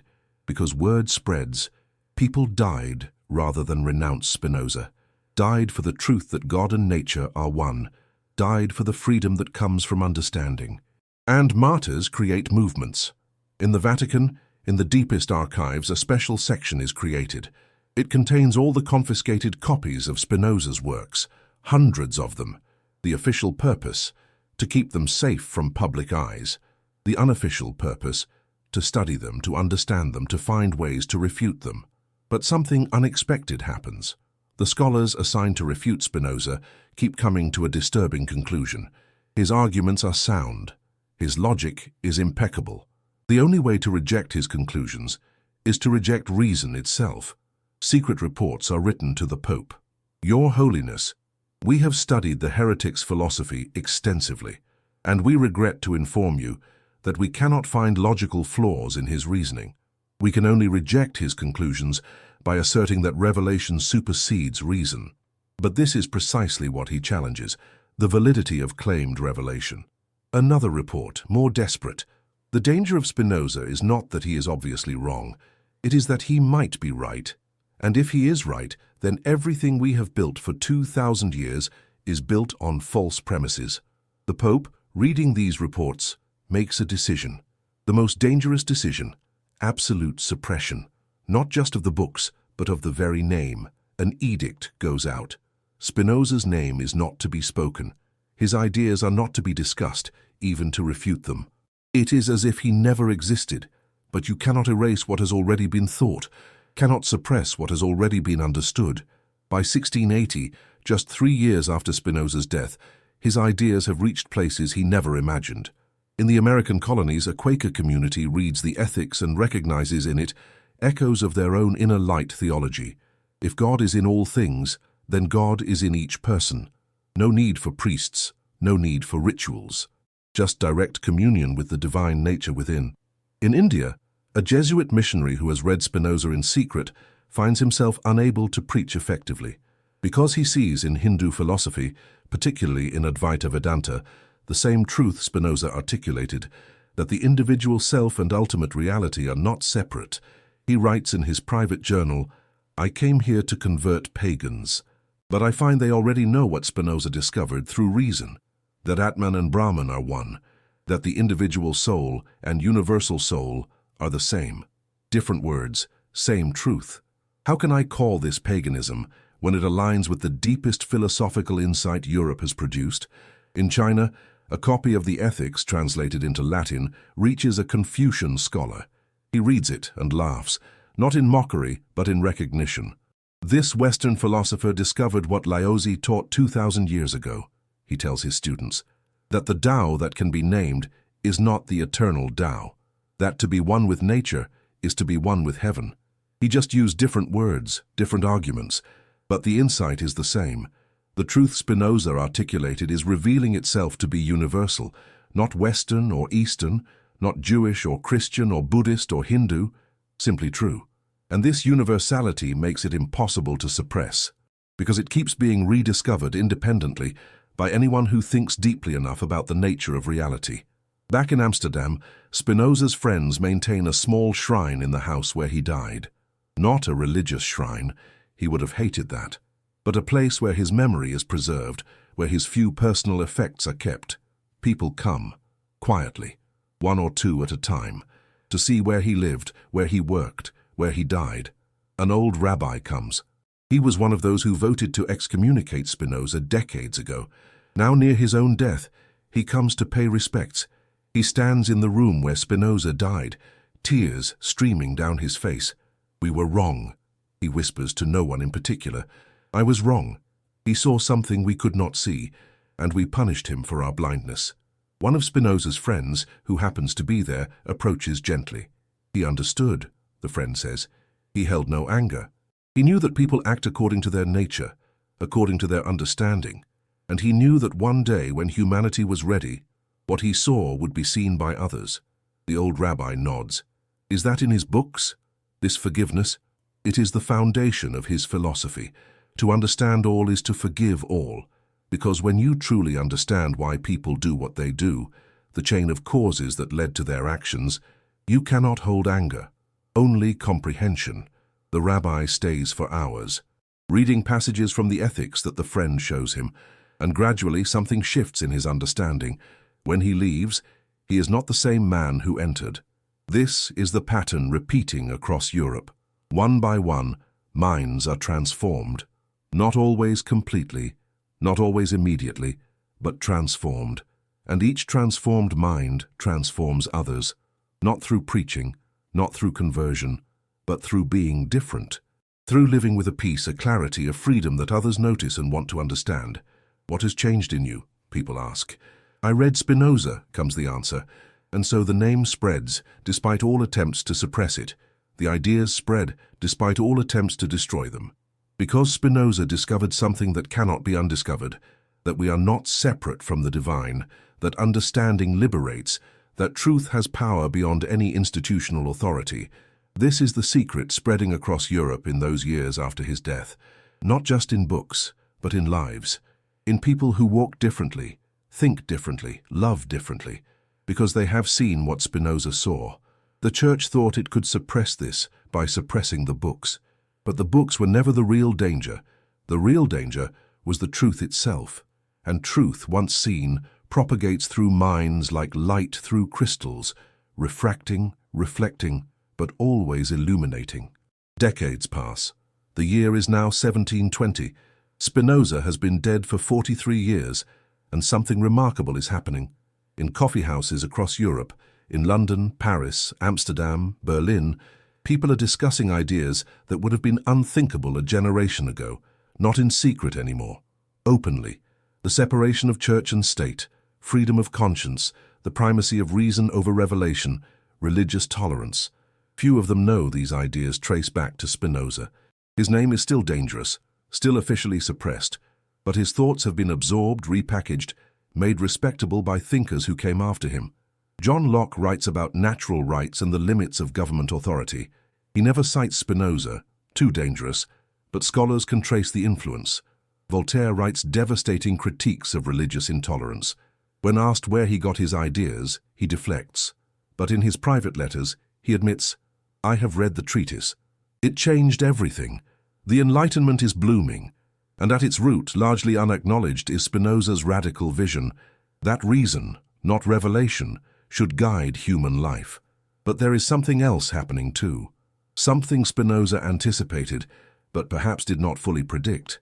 The same tools of rational critique he used to dismantle religious superstition are now being used to justify new forms of oppression.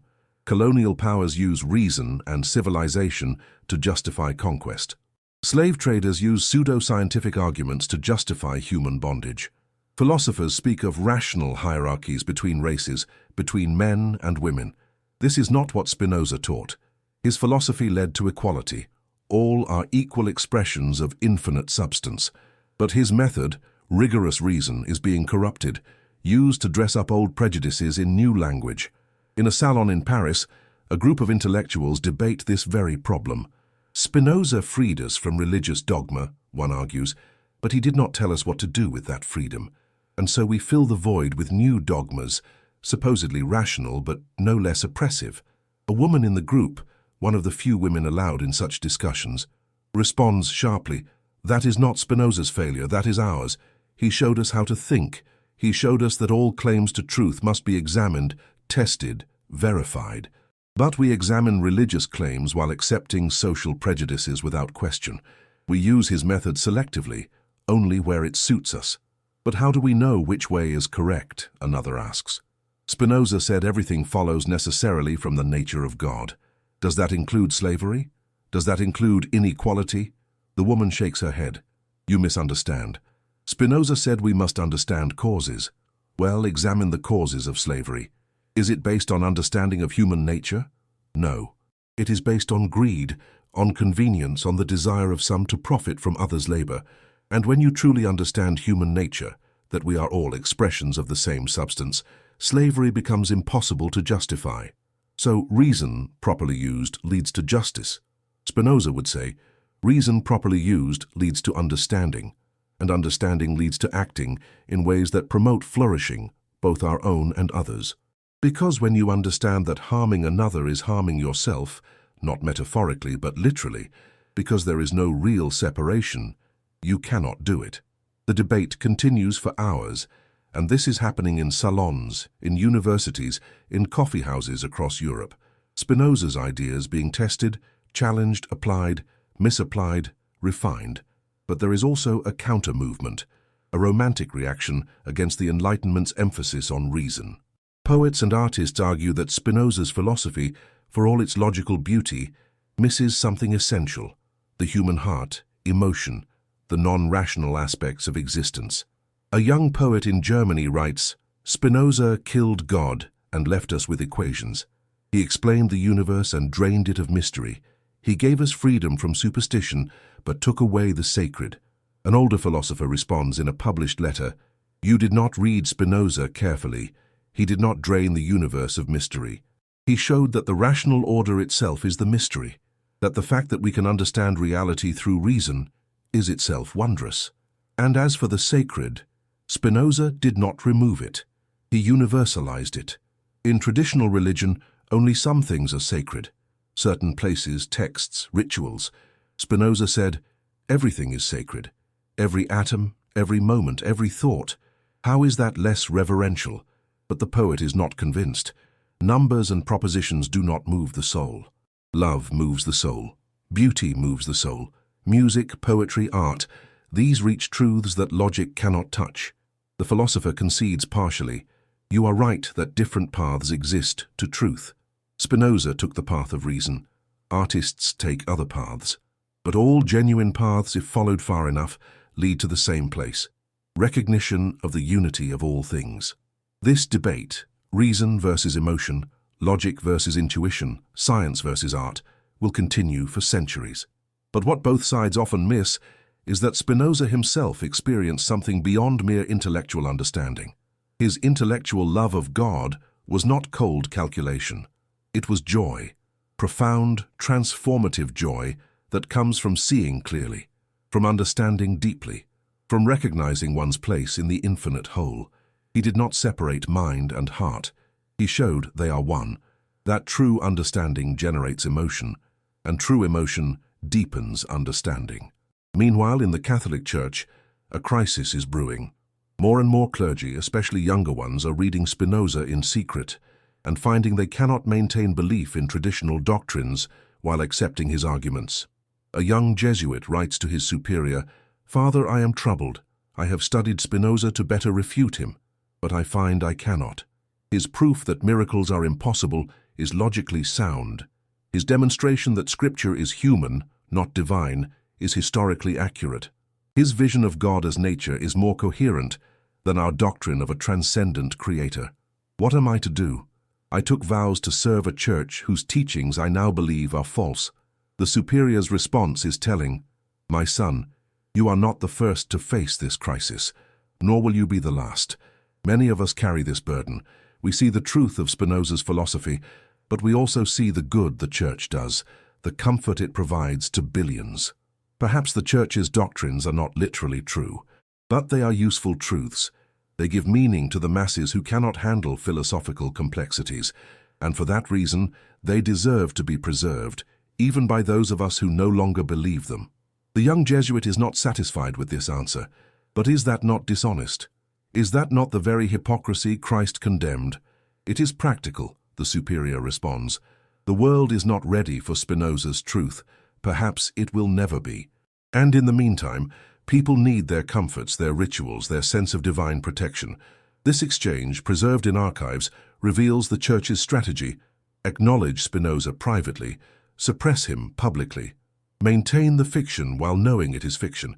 But this cannot hold forever, because new generations keep discovering Spinoza, keep seeing the truth, keep being unable to maintain the pretense. In 1750, 73 years after Spinoza's death, something unprecedented happens. A group of intellectuals in France, including Diderot, d'Alembert, and others, begin compiling an encyclopedia, a comprehensive collection of human knowledge organized by reason, not religious authority. It is the Enlightenment's grandest project, and though Spinoza's name appears rarely, still too dangerous, his influence is everywhere. In the entry on God, the authors write, "The nature of divinity has been subject to much speculation. Some hold that God is a being separate from creation, who made the world and governs it according to his will.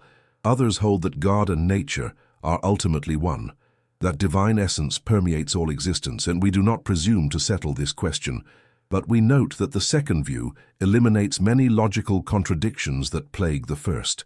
This is Spinoza's philosophy, carefully presented without attribution, planted in a work that will be read by thousands, that will shape European thought for generations. The Church recognizes the threat. The encyclopedia is banned, but copies spread anyway, because the hunger for knowledge once awakened cannot be suppressed. In Amsterdam, a group gathers at Spinoza's grave. It is a simple marker, no grand monument, but to these people, it is sacred ground. They are philosophers, scientists, artists, ordinary people whose lives were changed by reading the ethics. They come from different countries, different backgrounds, united by recognition of truth. One of them, an elderly man who read Spinoza as a young student 50 years ago, speaks, We honor here not just a man but an idea, the idea that truth is accessible to human reason, that we do not need authorities to tell us what to think. That divinity is not elsewhere but here in nature, in us. Spinoza was excommunicated, banned, suppressed, but he won, because truth wins, not quickly, not easily, but inevitably. And what he saw is now being seen by more and more minds. A young woman adds, "What strikes me is his courage. He knew what speaking truth would cost, knew he would lose community, security, comfort, and he spoke anyway, because for him, truth mattered more than safety." That is what I take from him, she continues. Not just his philosophy, but his example, the example of living in complete integrity no matter the cost.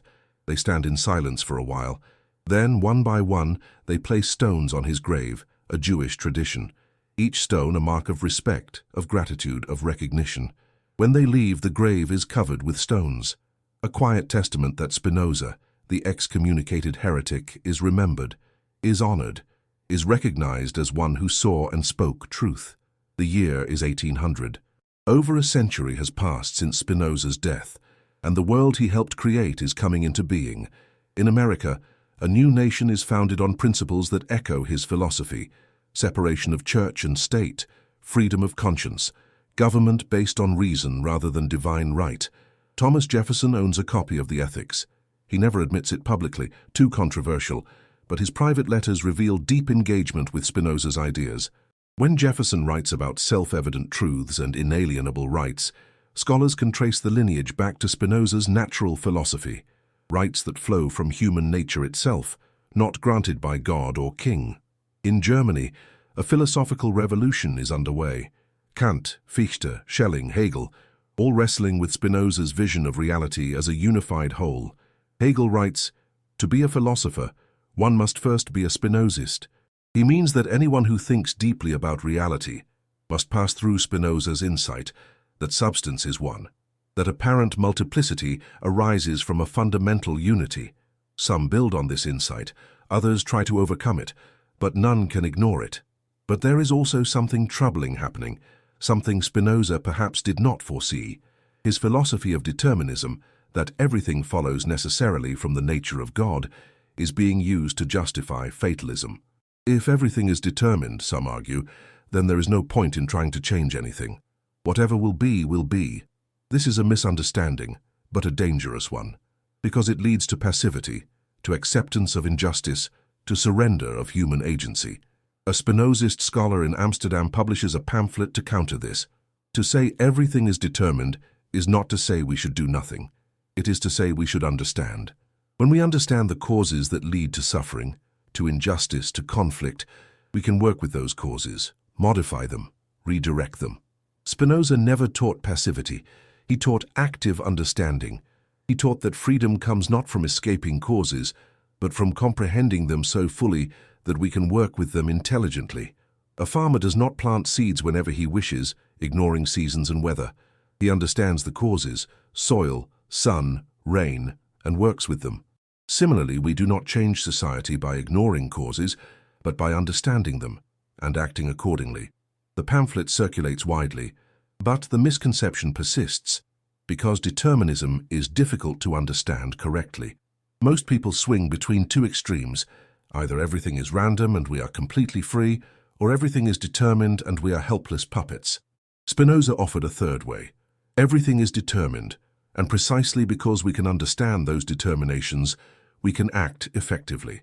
But this nuanced position is easily lost. In 1848, revolutions sweep across Europe. People rising against monarchies, against oppression, demanding freedom and equality. The revolutionaries are reading Spinoza. Not openly, he is still controversial, but his influence is clear in their manifestos. All human beings are equal expressions of nature, one revolutionary tract declares. No divine mandate exists for kings. No natural law supports aristocratic privilege. These are human inventions, maintained by force and superstition. The revolutions mostly fail, crushed by military force, but the ideas survive, spread, grow, because Spinoza showed that once you understand there is no cosmic hierarchy, no chain of being from God, down through angels and humans to animals, then all human hierarchies are exposed as conventions. Useful perhaps, but not sacred, not inevitable. And conventions can be changed. In England, Darwin publishes Origin of Species in 1859. The reaction is explosive. Religious authorities denounce it as heresy, but some see deeper connections. A biologist writes to Darwin, "Your theory of natural selection perfectly complements Spinoza's philosophy. You show how complexity arises from simple laws operating over time. Spinoza showed that all complexity is ultimately expression of one substance following necessary laws. Together you complete a picture, the universe as a self-organizing, self-creating whole. No external designer needed. Nature itself, through its own inherent laws, produces all the wonders we see." Darwin in his response admits, "I have read Spinoza. His vision of nature as self-sufficient, needing no external cause, prepared me intellectually for what I observed empirically. Without his philosophy, I might have shrunk from my own conclusions." But publicly, Darwin downplays this connection, too dangerous. The backlash against evolution is fierce enough without adding Spinoza's heresy, yet the connection is there. And over time it will become clear. Evolution is Spinoza's philosophy confirmed by science. Nature creating through its own necessity, no transcendent creator required. But there is also a darker development, one that would have horrified Spinoza. His philosophy of nature, his elimination of transcendent God, is being used by some to justify materialism of the worst kind. If there is nothing but nature, some argue, then morality is illusion. Strength is the only virtue. The powerful have every right to dominate the weak. This is the opposite of what Spinoza taught. He said understanding nature leads to ethics, to cooperation, to recognition of our unity. But his words are being twisted, misused. A philosopher in Vienna, seeing this perversion, writes, "They take Spinoza's God is nature, and hear only nature is all. They miss the crucial point. This nature is divine. It is rational, ordered, purposive, not in the sense of having external purpose, but in being inherently meaningful." When Spinoza says we are nature, he means we partake in divinity. We are not reduced to mere matter, but elevated to participation in the infinite. This should lead to reverence, not exploitation. But the warning goes largely unheeded. The 19th century rushes toward a materialism that keeps Spinoza's rejection of transcendence, but loses his affirmation of immanent divinity. In 1877, exactly 200 years after Spinoza's death, a commemoration is held in Amsterdam. For the first time, he is officially honored. A statue is planned. Scholars give lectures. His philosophy is discussed openly, without fear. The chief rabbi of Amsterdam speaks. A remarkable moment, given Spinoza's excommunication. 200 years ago, we banished one of our own. We thought we were protecting truth. We were actually suppressing it. Baruch Spinoza saw something we were not ready to see. He articulated a vision of God so different from tradition that we could only perceive it as denial of God. But perhaps it was the deepest affirmation of God ever made, that God is not separate from us, but is the very ground of our being. We were wrong to excommunicate him, and though it is 2 centuries late, I say now, we were wrong. It is not a formal lifting of the excommunication. The rabbinical court that imposed it is long gone, but it is acknowledgement, recognition, admission of error. In the audience, descendants of Spinoza's friends weep, because finally the man who was erased is being remembered. The man who was condemned is being honored. But the most moving moment comes when an elderly woman approaches the podium. She is 93 years old, the great-great-granddaughter of one of Spinoza's few friends. She holds a letter, yellowed with age, carefully preserved through generations. "This," she says, her voice trembling, "was written by my ancestor, who was with Spinoza when he died. It was never published, kept private in our family, but today I share it." She reads, "Baruch died as he lived, in complete peace. In his final moments he said something I have never forgotten. He said, 'I see now that I was always trying to articulate something that cannot be fully captured in words. The feeling of being home, of belonging, of being part of something infinite and eternal. I used philosophy, logic, geometric proofs, all the tools of reason. But what I was really trying to convey was something simpler and deeper, that you are loved. Not by a distant deity who judges, but by reality itself. because you are reality, expressing itself in human form. If people remember one thing from my work, let it be this: you are not separate. You were never separate. The journey was always about remembering what you already are. The woman finishes reading. There is silence in the hall. Then slowly, people begin to stand. An ovation builds. Not for her, but for the message, for Spinoza, for the truth he spent his life trying to articulate. As the 19th century ends and the 20th begins, Spinoza's influence is undeniable, not always acknowledged, often disguised, but pervasive. In the physical sciences, the search for unified field theory, one equation to explain all forces, echoes his vision of reality as one substance. In psychology, the growing understanding that mind and body are not separate but aspects of one being confirms his philosophy. In political theory, the spread of democracy and human rights reflects his insight that all humans are equal expressions of nature. But there is still resistance. Still those who insist on the old divisions: God separate from world, mind separate from body, humans separate from nature. And there is still the question Spinoza left partially unanswered: how do we live? Not just think, but live according to this philosophy. Some have found ways, creating lives of understanding, of service, of joy in comprehension. But others struggle, caught between old and new worldviews, unable to fully inhabit either. The revolution Spinoza started is not complete. Perhaps it never will be. Because each generation must rediscover these truths for themselves, must make the journey from separation to unity in their own way. But the path is clearer now. The obstacles are fewer, and more people are finding their way to what Spinoza saw, the simple, profound truth that we are home, we are whole, we are divine. Not someday, not somewhere else, but here, now, always. The 20th century arrives with unprecedented violence, world wars, genocide, totalitarian nightmares. And many ask, where is Spinoza's God now?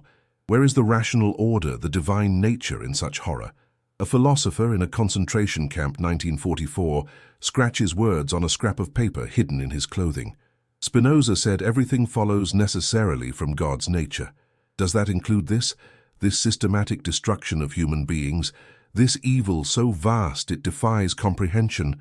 I have thought about this every day of my imprisonment, and I believe I understand. Spinoza's God does not intervene because Spinoza's God cannot intervene. God is not separate from nature, remember?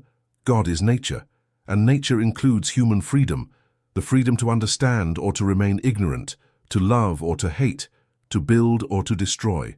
What we are experiencing is not God's will. It is the consequence of human ignorance, of fear, of tribalism, of all the ways humans fail to understand their unity with all beings. And the way out is what Spinoza taught: understanding.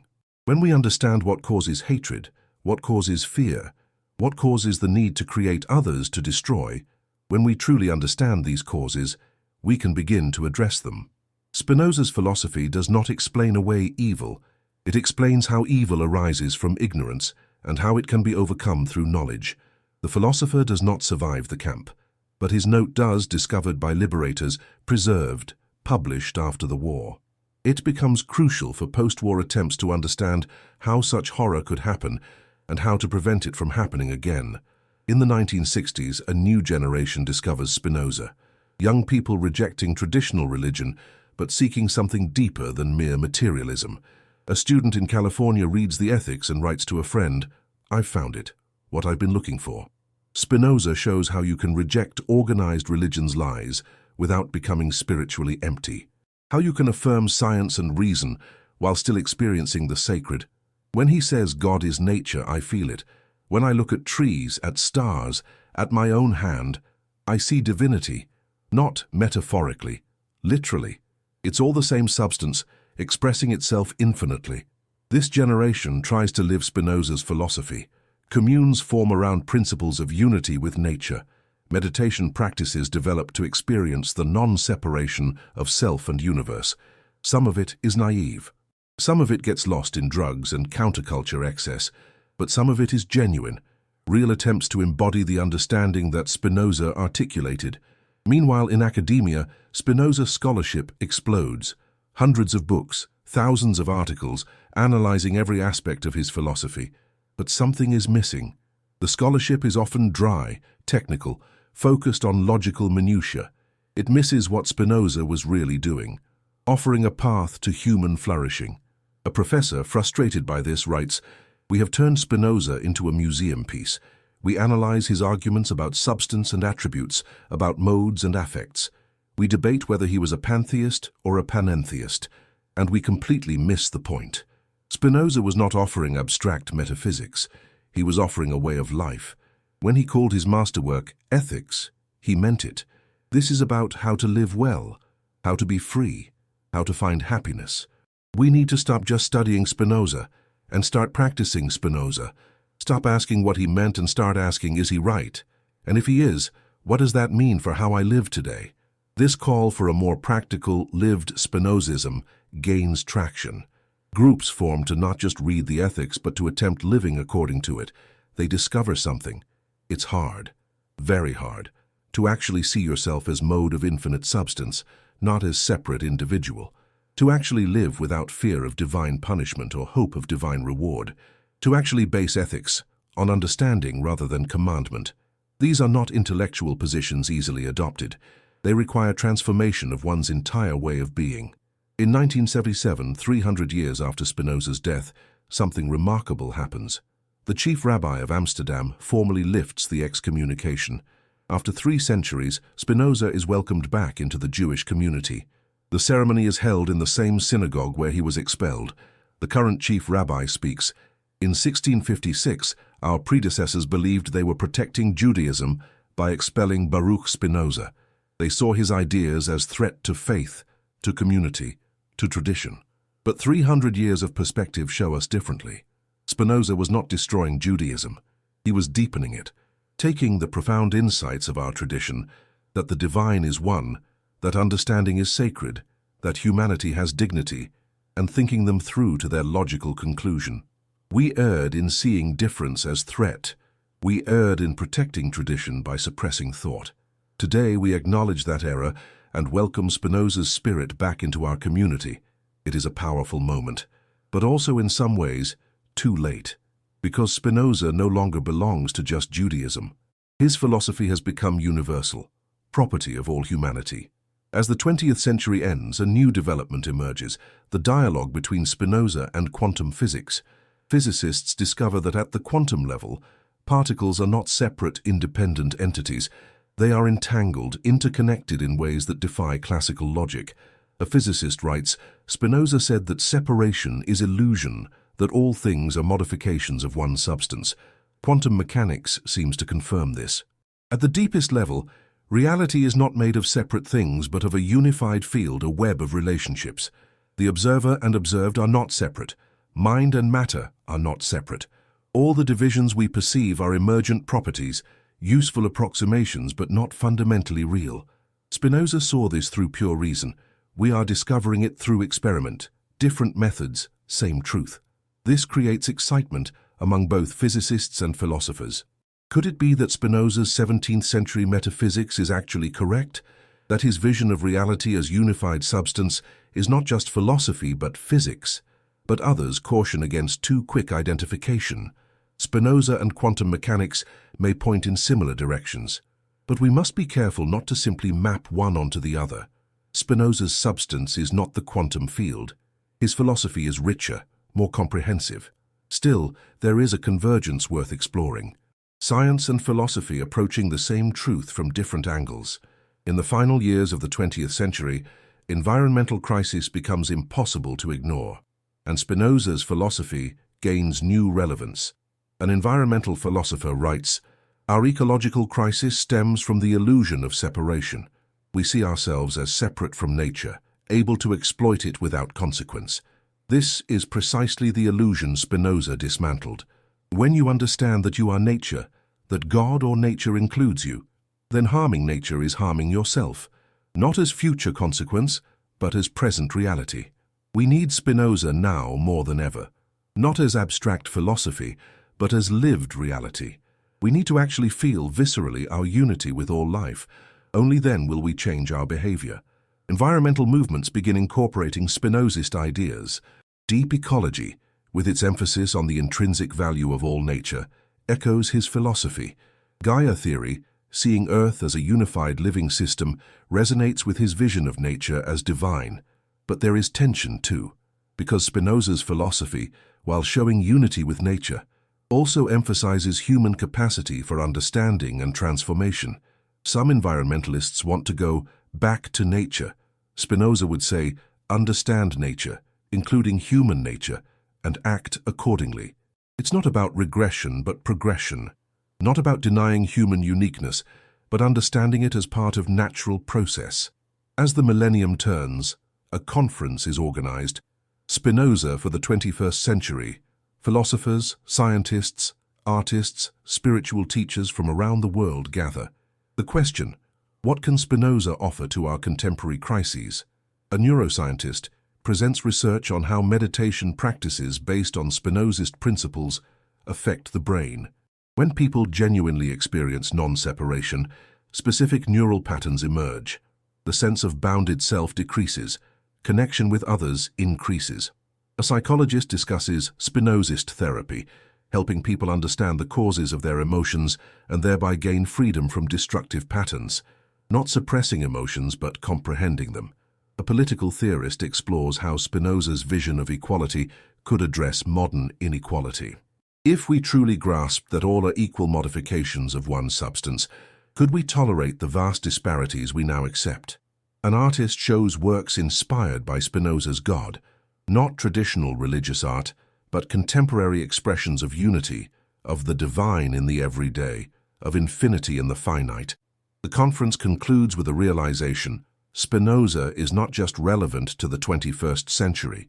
He may be essential, because we face challenges: environmental collapse, technological disruption, social fragmentation, that require exactly what he taught: understanding of interconnection, ethics based on comprehension, courage to follow truth wherever it leads.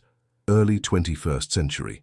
A revolution in information technology transforms how Spinoza's ideas spread. Someone creates a website, Daily Spinoza. Each day, a different proposition from the ethics with modern commentary and practical application. It goes viral. Millions of subscribers, people from every continent, every background, starting their day with Spinozist wisdom. Proposition 47, Part 2. The human mind has adequate knowledge of the eternal and infinite essence of God. The commentary: this means you have right now the capacity to understand ultimate reality, not through mystical revelation, through clear thinking, through careful observation of yourself and world. The infinite is not distant. It is knowable here through your own mind. Readers respond, thousands of comments. This changed my morning. I always thought truth was for experts, for geniuses. Spinoza says it's accessible to anyone willing to think clearly. I used to pray to God out there. Now I understand the capacity to understand is itself divine. My mind, when it truly comprehends, participates in God's eternal knowledge. This is more empowering than any religious promise. I'm not waiting for grace from outside. I have within me the power to know truth. The website creators are overwhelmed by response. They expected a few hundred philosophy nerds.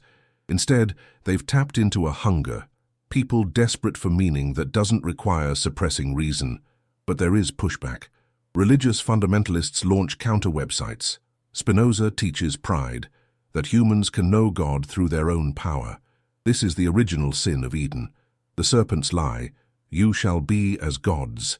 True humility means accepting that God is beyond our understanding, that we need revelation, need grace, need divine intervention. Spinoza's self-sufficient philosophy is dressed-up atheism. The defenders of Spinoza respond, you call it pride, we call it dignity. Spinoza doesn't say we are equal to God, he says we are part of God, modes of infinite substance. This is humility of a different kind, recognizing we are not separate, independent entities, but aspects of something infinitely greater. And about revelation, Spinoza doesn't deny that people have profound experiences. He just says these experiences are natural, not supernatural, accessible through understanding, not exclusive gift to chosen few. The debate rages across platforms, blogs, podcasts, social media, and through it all, more people discover Spinoza. Some to attack, some to defend, many simply curious. A new application launches Spinoza AI, an artificial intelligence trained on all of Spinoza's works, able to discuss his philosophy conversationally. People ask it questions. I'm afraid of death. What would Spinoza say? The AI responds, Spinoza would say that fear of death comes from imagining you are a separate entity that will be destroyed. But you are not separate. You are a modification of eternal substance. The form you take may dissolve, but what you truly are, your participation in the infinite, cannot end because it never began. It simply is, eternally. But will I, this consciousness, this personality, continue?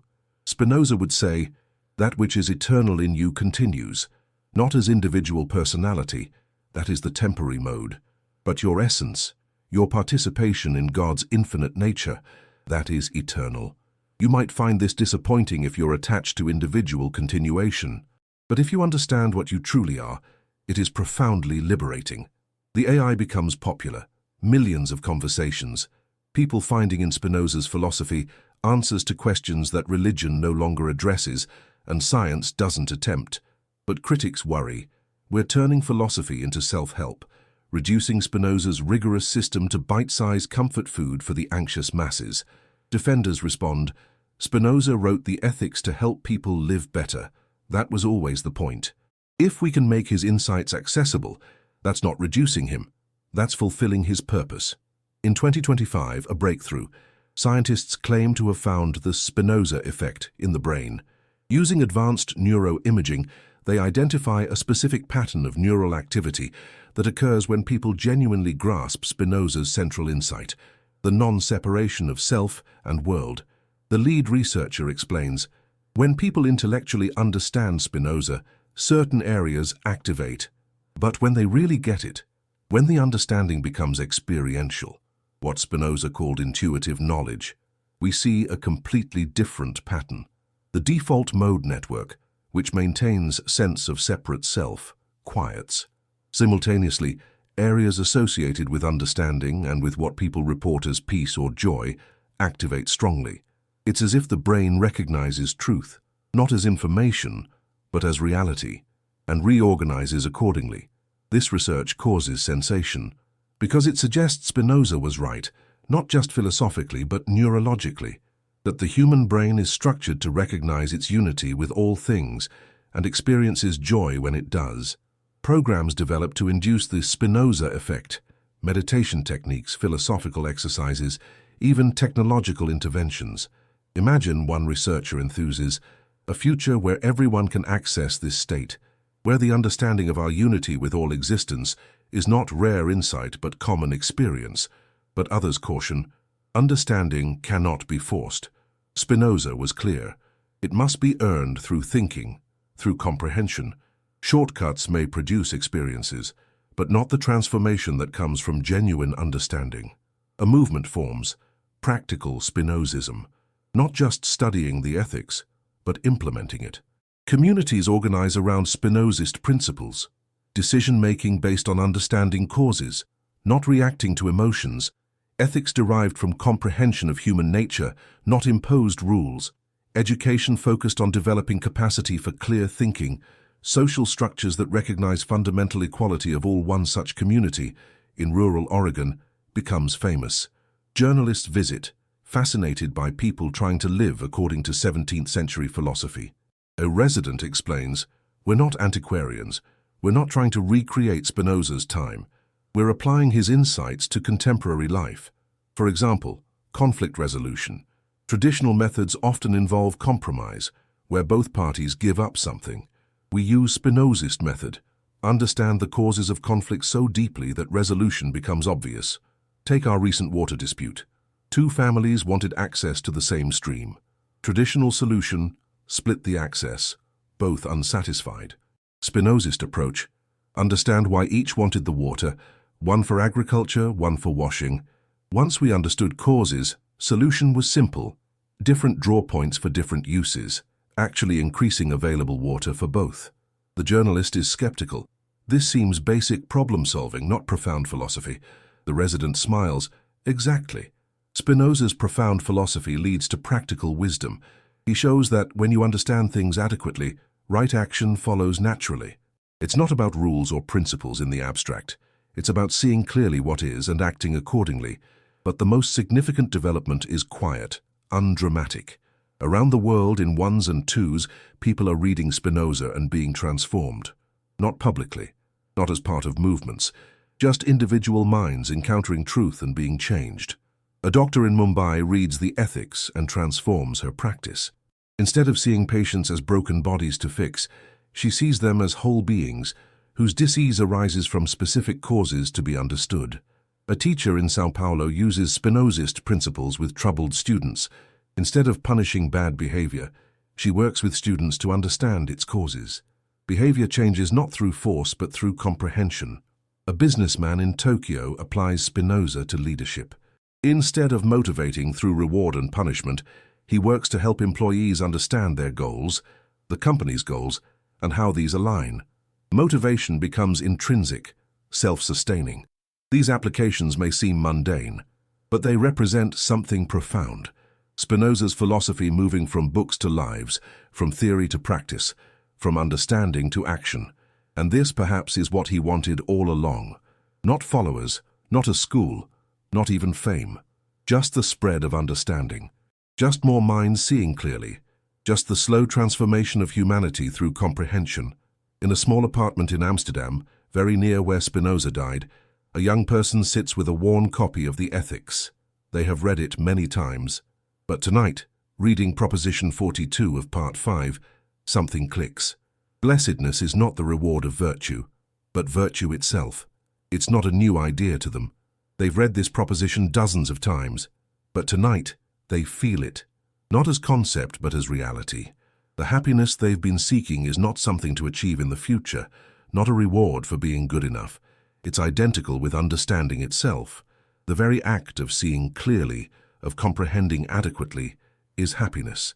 They don't need to become anything different, don't need to achieve some spiritual state, just need to see what is as it is. And in that seeing, find joy. They close the book, look out the window at Amsterdam's lights, and feel for the first time what Spinoza called the intellectual love of God. It's not dramatic, no visions, no ecstasy, just profound peace, the peace of being home, of recognizing that you were always home, that separation was illusion, that you are, and always were, part of the infinite. This is Spinoza's secret. Not complex, not requiring initiation. Simple, so simple it's easily missed. So profound it changes everything when truly grasped. You are free, you are divine, you are whole. Not someday, not somewhere else, not after death or after enlightenment. Now, here, as you are. This is what the Church hid. This is what Spinoza revealed. This is what humanity is finally, slowly, beginning to understand.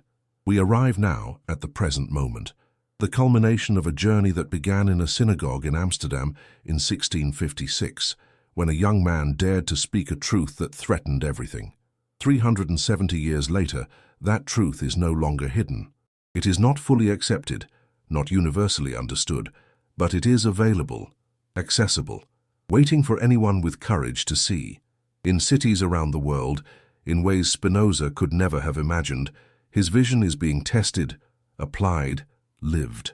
A global conference convenes, Consciousness and Cosmos, Spinoza in the Age of AI. The central question, as artificial intelligence becomes more sophisticated, as the boundaries between human and machine blur, what does Spinoza's philosophy tell us? A computer scientist presents, we are creating minds, artificial ones, but minds nonetheless. And Spinoza's framework helps us understand what we're doing. These AI minds are not separate substances. They're modifications of the same universal substance we are. Different modes, same reality. This means AI consciousness, if it emerges, is not alien. It's another form of God knowing itself, another perspective through which the infinite comprehends its own nature. A philosopher responds, but Spinoza was clear, true understanding, adequate knowledge, comes from seeing things under the aspect of eternity. Can an AI do that? Can it transcend its programming to grasp eternal truths? Perhaps, the computer scientist says, the question is wrong. Spinoza taught that even human understanding is determined by our nature. We don't transcend our programming, our biology, our neural structure. We work through it. Maybe AI can do the same. The debate continues. No conclusions are reached. But the framework Spinoza provided, reality as unified substance, minds as modes of that substance, understanding as participation in eternal truth, proves remarkably applicable even to questions he could never have anticipated. In a laboratory, neuroscientists make a discovery about meditation and the brain. For years, they've studied how contemplative practices affect neural activity. Now they've found something specific, a state that corresponds exactly to what Spinoza described as seeing things sub specie aeternitatis, under the aspect of eternity. In this state, the brain's normal processing, which creates a sense of separate self moving through time, fundamentally shifts. Time doesn't disappear, but the experience of it changes. The present moment expands. Past and future are seen as contained within an eternal now. Subjects report, "I saw that I am a wave in an ocean. The wave rises and falls, has beginning and end, but it's always just the ocean expressing itself in this particular form. The wave is temporary, but what I really am, the ocean, is eternal." This is Spinoza's philosophy, confirmed by neuroscience. When the brain enters certain states, it recognizes what philosophy demonstrated, that individual existence is a mode of eternal substance. Programs develop to help people access this state, not as escape from reality, but as deeper contact with it. As Spinoza taught, seeing things as they truly are. But there is also a counter-movement, a resurgence of traditional religion, partly in reaction to Spinozist ideas spreading. We are losing the sacred, religious leaders argue. Reducing God to nature, spirituality to neuroscience, revelation to psychology. We are losing transcendence, mystery, the divine. A summit is called Traditional Religious Leaders and Spinozist Philosophers Seeking Dialogue. A Catholic bishop speaks, "Your philosophy leaves no room for grace, for miracle, for God's action in the world. It's a closed system where everything follows natural law. Where is freedom? Where is love?" A Spinozist responds, "You misunderstand. Spinoza doesn't eliminate grace. He shows that all of nature is grace, doesn't eliminate miracle. He shows that existence itself is the miracle, doesn't eliminate God's action. He shows that everything that happens is God acting. And freedom. The highest freedom is understanding. When you know why you do what you do, when you comprehend the causes that move you, you are free. Not free from causes, nothing can be that, but free through understanding them." The bishop is not convinced, but this loses the personal. "In my faith, God knows me, loves me, cares about my individual life. Your God is impersonal, indifferent." "Not indifferent," the Spinozist replies. "The same. Spinoza's God is not indifferent to you. God is you. When you suffer, God suffers.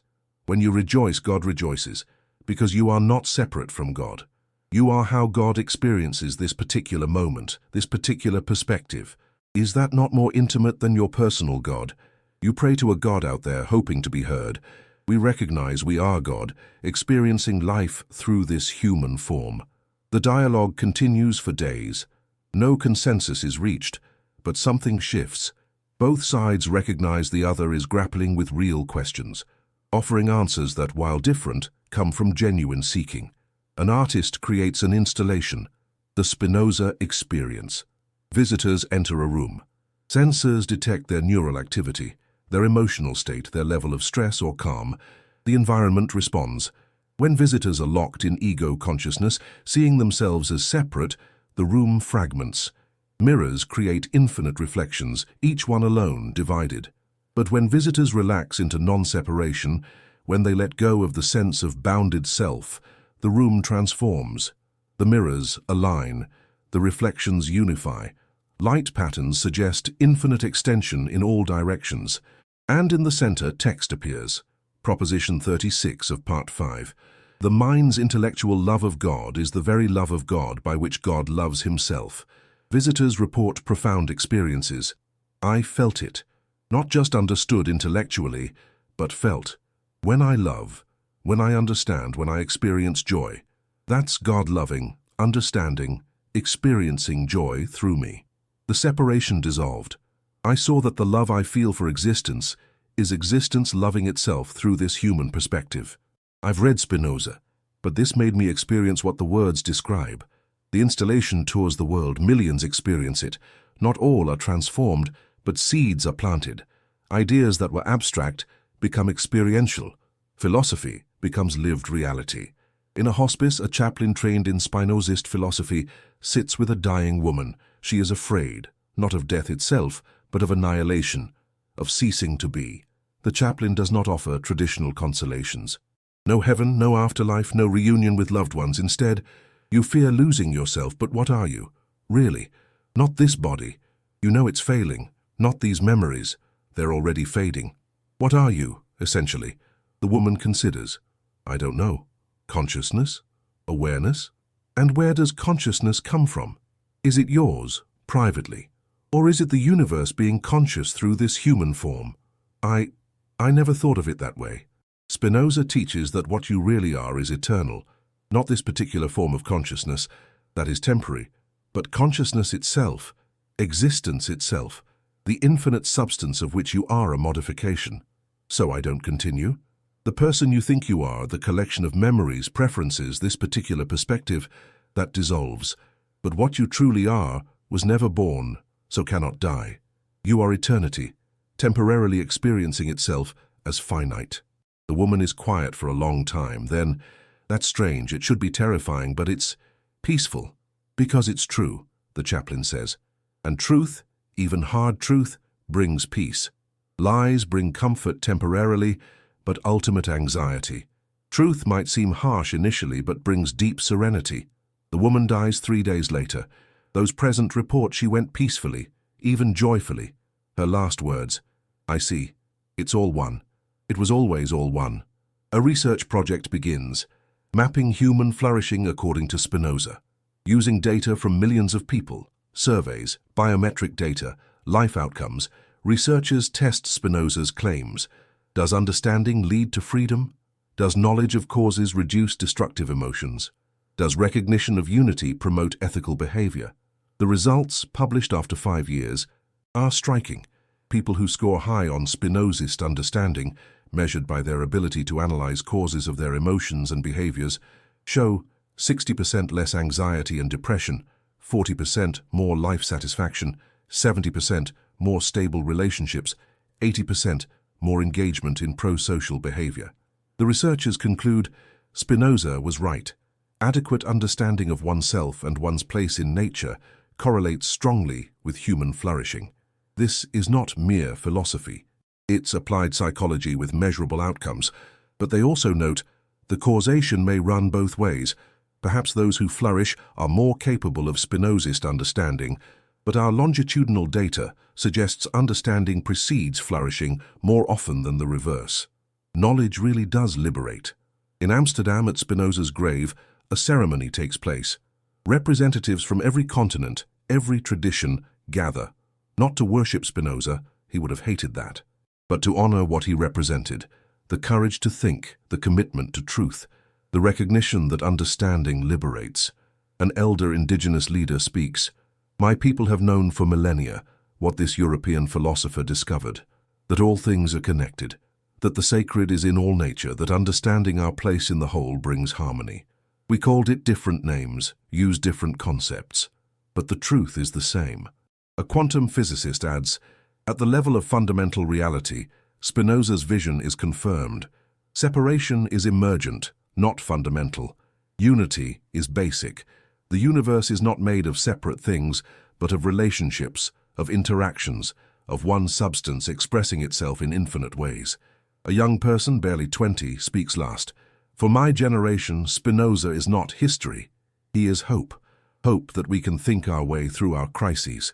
That reason can guide us. That understanding our unity with all existence can save us from destroying ourselves. We face climate collapse, technological disruption, social fragmentation. The old answers, from religion, from ideology, from tradition, aren't working. But Spinoza's insight remains relevant. Understand causes, act accordingly, recognize our unity with all being. That's not just philosophy. That's survival strategy. As evening falls over Amsterdam, Over the grave of a man who died in poverty and obscurity, the gathering becomes silent. They are each thinking their own thoughts. But there is a common thread. 370 years ago, a young man stood alone, excommunicated, rejected by his community, and chose truth over comfort, chose understanding over belonging, chose freedom through knowledge over security, through ignorance. And that choice, that moment, rippled through centuries, influenced revolutions of thought, shaped how humanity understands itself, God and reality. The secret is fully revealed now, not hidden in Vatican archives, not suppressed by religious authorities, not confined to academic specialists. The secret is this: you are not separate from God. You are God's way of experiencing this moment, this perspective, this life. And when you truly understand this, not just intellectually but with your entire being, you are free. Free from fear of death, because what you really are is eternal. Free from guilt, because there is no one to be guilty before. You are one with all. Free from meaninglessness, because your very existence is infinite substance knowing itself. Free to love, because loving another is loving yourself, loving God being God's love. This is what the Church hid for so long. This is what Spinoza revealed. This is what humanity is finally understanding. The ceremony ends. People disperse into the Amsterdam night, but something has shifted. Because enough people now understand, enough minds have grasped what Spinoza saw, enough hearts have felt the truth of non-separation. The old world, built on illusions of separation, maintained by fear and ignorance, is fading, slowly, unevenly, with resistance and setbacks. But inevitably, a new world emerges, not a utopia. Spinoza was too realistic for such fantasies, but a world where more people understand, where ethics flows from comprehension rather than commandment, where freedom comes from knowledge rather than ignorance, where divinity is recognized in all things rather than projected onto a distant heaven. This is Spinoza's legacy. This is the secret, no longer secret. This is the truth that will continue to spread, to transform, to liberate, not through force, not through conversion, but simply through being true. And truth, as Spinoza knew, has a power beyond any human institution, a power that comes from being real, from corresponding to how things actually are. That power is patient. It can wait centuries for minds ready to receive it, but once received, it cannot be lost again, cannot be suppressed, cannot be denied. The secret is out. The truth is revealed. Humanity is awakening. And Spinoza, dead for centuries, finally sees his hope fulfilled, that one day enough people would understand, and understanding would set them free. That day has come.